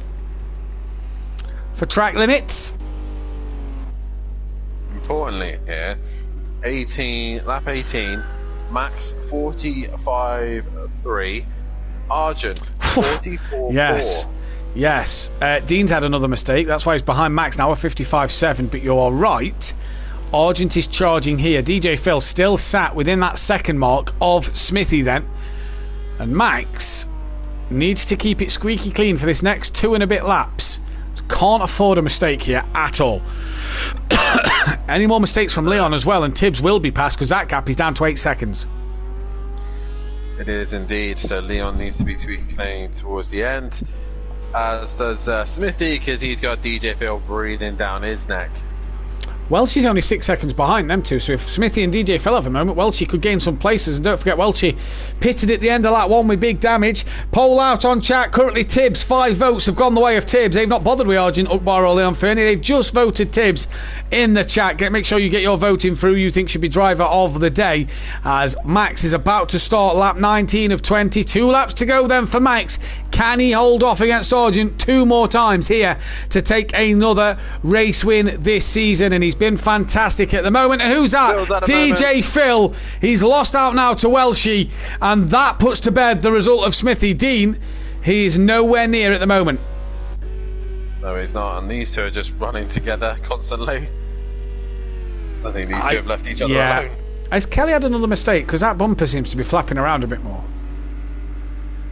I'm not sure. Yeah, I don't know if that's just a game. I'm not sure what that is. Either way. Oh, Kelly. Oh, you do not want to be on there, Kelly. Who's that in the pits? Stealth Sloth again. Oh, no. So Monkey Boy gains yet another point. Does indeed. Got to get 10 seconds, though, over him, hasn't he? He's got to get 10 seconds. Max, half a second quicker than Argent last time around. I think Stealth Sloth will lose out that 10 seconds to Monkey Boy. Argent then just dropped behind Max a little bit more this lap as well. It's down to 7.3. So is Argent just settling for P2? I wonder. Max then comes into Spoon for the penultimate time. And round 14, Dan, looks like it's going to go the way of this man. Yeah, it extends the championship lead. He's 5 thousandths up on his best lap time at this rate. So whatever happens, he's going to get a fast lap here. All he runs is a bit wide. He has to drop down 1 gear. But either way, 7.6. Sorry, 7.6 seconds the gap. Leon Fernie's actually caught back up to Ukbar as well, and has dropped exit Tibbs. That gap's now 9 seconds from Leon Fernie to Tibbs. And Argent needs to hope that Max makes a mistake this lap, because that's the only way Kieran Argent is going to win this race. Everybody now just a bit spread out. Selsloff still in the pit lane. So Monkey Boy. These two are close. Oh, these two are close. Yeah, it's a shame it's not for position. It is a shame. It's a shame that Monkey Boy can't get closer to Dean. Well, Dean's going to beat him here. He is, indeed. So Monkey Boy did him just on the line. Oh, Monkey Boy. I tell you what. If these two come together here, Dan, we don't know what happened at 130R. We didn't see what happened when they both had span at 130R early on in the race. Oh, Welshie's now had a problem. And that's DJ Phil who comes past. Does Welshie have damage on that car? Max is on the last lap of this race. And Welshie's front end a little smashed in there. A flash of the lights to DJ Phil. Max is halfway through this race, the last lap. And these two have got a lap to go. Dean Wasocki then will not be able to catch these two because he's a lap down. DJ Phil very wide there. That is a strike for him. Arguably he kept that on track and stayed in front. So I don't know about that one. Don't know, he went very wide, he was off the limits. Well, she was going for a move and he stayed wide. I don't think it's going to matter at this stage in the race, to be honest with you, Dan. As they come through 130R, this man then looks like he's on course for yet another race win this season. Around 130R, doesn't have the moment. 12th place in the fastest lap in race 1. Max Mulder then, for the 6th time this season, is going to be a race winner. He's going to extend his championship lead, and Max Mulder takes maximum points here in this second race. Kieran Argent, what a solid drive, what a solid night from this man. He's going to take P2, massive points in his championship as well. I think Leon Fernie's made another mistake, as Ukbar now then is coming towards the line. Leon Fernie, another mistake from him, and he could be in the path of Tibbs as Dean slowly comes to the line there. Then that's going to be a 9th place for him. A disappointed night for Dean, one he'll want to forget. And where is Ukbar then? Here he comes now. He's going to be on the podium once again, is Ukbar. It's going to be a P3 for him. Back-to-back podiums tonight. A race win in a P3. Good night for Ukbar all in all. Leon Fernie, is he going to hold on for that P4? Yes, he is. You bet your bottom dollar he is. P4 for Leon Fernie. A good night of points for him. 2 4th places. Tibbs, what an exciting GT3 debut for this man. 5th place and a 3rd place for Kelly and Monkey Boy. A night they'd probably want to forget. 11th and 10th place. They finished just behind this man though, Dan. What a solid P6 this is. Yeah, definitely so. I think Monkey Boy definitely keeps that P11, but Smithy was definitely the man who kept it his nose clean, and he was actually pretty quick the last couple of laps. He's in the 47th now, so Smithy, that's off to him for race 2. He did a stellar job for that one. As Dean leaves the session, we've seen him cross the line, so he will be classified as finished, but obviously probably disappointed with his night's worth of work there, I reckon, Dan. Yeah, as Smithy crosses the line, P6, and good night of points for him. DJ Phil, oh now Welshie gets past at the final moment. DJ Phil off when he could have been in for 7th place. He's off, drops down to 8th, so Welshie gets that 7th place. Who gets the fastest lap? A 44.1 from Max, and the top 6, look, top 5, sorry, all in the 44, so great pace from them. And yeah, 44, so Max takes the fastest lap as well. So we wait for Max, Argent and Ukbar to get into the party. Get your votes in for driver of the day. We'll get Dan's word in just a moment, Dan. But another win for the Audi, another win for Max this season. It's looking even better, Dan, isn't it? Oh yeah, definitely. So the championship is looking very good for himself. But I mean, I'm happy that he took a race win. That makes me feel a little bit better for the Audi tomorrow. A great night's worth of racing here once again. Sakito always brings some great racing. Whether the guys likes it or not, it does produce some great racing. It definitely puts some of the faster boys on their back foot, and they will have to adapt to the circuit. Also, Ukbar back on the podium, top step of the podium once again was great to see. And Tibbs, what a debut for him. He got a podium in his first appearance, and he takes a solid 5th place as well. So my hat's off to Tibbs, and I'm going to give him a joint driver of the day with Argent, because I feel like these two have just been stellar. Argent's just been consistent from start to end, other than not really been able to have the pace of the two guys in front of him. He's been flawless, and the same with Tibbs. He's a brilliant way to start his debut in the GT3s. Yeah, so the championship standings look like this, and Max Mulder has a 94-point lead over KLF in the championship. Argent, he's only 5 points behind Kelly, as them two rivals from Bathurst Season 4 are at it. 5 points difference next week at Bathurst. Monkey Boy down to 4th. He is some 11 points behind Argent. Shane drops to 5th. Obviously, we'd had no Shane tonight. Ukbar's up to 6th place ahead of Rabbit Joe. Leon Fernie gets himself ahead of Dean Musaki by 4 points. DJ Phil into 10th place. Welsh's 11th with Smithy in 12th. Bryn down to 13th. Bozzy 14th. Stealth Sloth 15th place and Exit Tibbs 16th. And the Constructors Championship, the SRL Racing team, they have a 55-point lead now over Audio Sport and 2 Old Pros, with the SFA Acora Racing team in 3rd place, 129 points behind. Terminal Velocity Racing go 10 points clear with the Super Crash Bros in 4th and 5th. Wakasaki Racing in 6th, with MC Motorsports ahead of Simplay Racing. And we have the top 3 in for a quick chat now, and we'll start with Ukbar. Not the race 2 you would have wanted.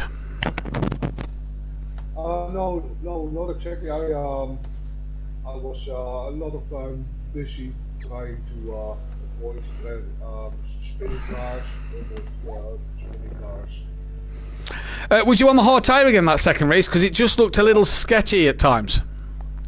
Yeah, I was on hard tires. It was indeed a bit more slippery, but it wasn't that bad. It was especially, I think, when I was behind another car. But the Ginetta always has a bit troubles in dirty air. So just dirty air then. We go to Bathurst next week, another track where the Ginetta could be a good car. Do you like Bathurst, and what can you do around there? Yeah, I do like Bathurst. It's a pretty difficult track, especially that mid part. But yeah, what you call. Well, we wish you the best. We wish you the best of luck next week, Ukbar. Thank you. Well done to the Flying Dutchman then for this one. And we move to RG Bargy now. And Argent, you've got a few votes in the chat for Driver of the Day. That has gone the way of Tibbs in the chat. And Dan's gave you joint Driver of the Day. I'm going to give you a joint Driver of the Day with Tibbs as well. Just a solid second place night, really, wasn't it? Yeah, I just one of the nights just wasn't on the cards. I feel Max was playing with me at times. I caught up by a couple of seconds, and then he put for 44 dead in, and it just one of them things.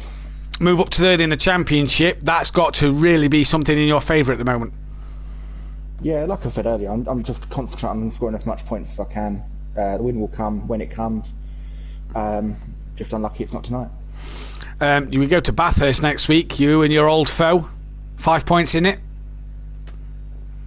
Yeah. Like I say, I'm not looking particularly favourable at Bathurst, especially now being in a Acura rather than the Merc, but like I say, I'll just take every lap if it comes and get as many points as I can. Are we looking down the chase to get past Kelly maybe this time? In the Acura? I don't think so.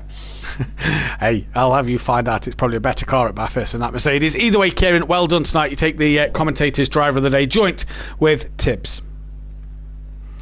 And we move to Max then, and Max, not the start to the night you would have wanted, but race 2 was just flawless.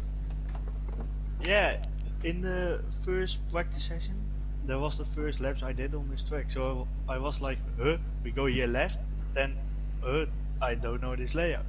Then, in the first race, I was like, okay, this is not going to be my day, and then little bit changing in the setup, and then, yeah, I won it.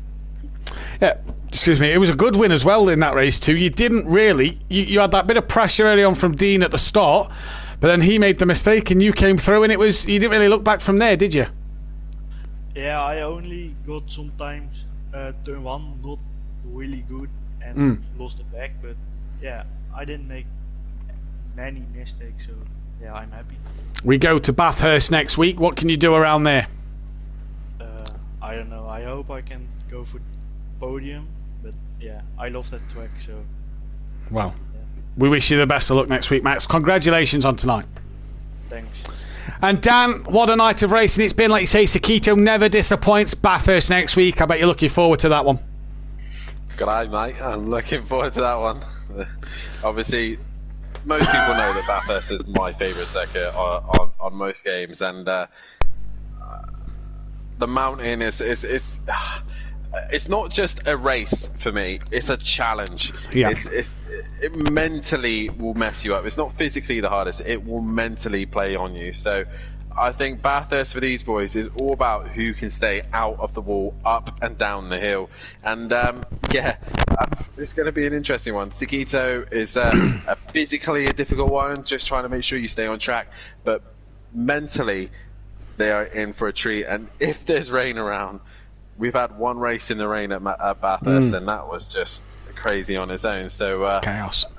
Yeah, in summer as well. So the hard tyre makes a return, I would think. Yep, spring to summertime in Australia then. Join Kelly Davis and Clive Smith tomorrow night for the pros, where we go at it and try and take on this Sakito circuit with a Lamborghini. It's just an overpowered car, so get your tips in for Overtaker to possibly win, but we'll try our best to stop him. It's going to be hard around here. Dan knows exactly what I mean. As we go then to Sakito, around 13:14 for the pro, 8 p.m. GMT, Kelly Davis and Clive Smith bring you the action from that one. Myself and Dan Davis will be back live next week, 8 p.m. GMT yet again, as we go into the spring summertime down under. Put another shrimp on the barbie, and let's hopefully Max could put another win in his account and move closer to that championship. From all of us here at Simply Motorsport, though, take care. Good night. Good night. Take care. Good night. Oh yeah, baby. Shall we join the other party? Yeah, we're clear. Remove Liam.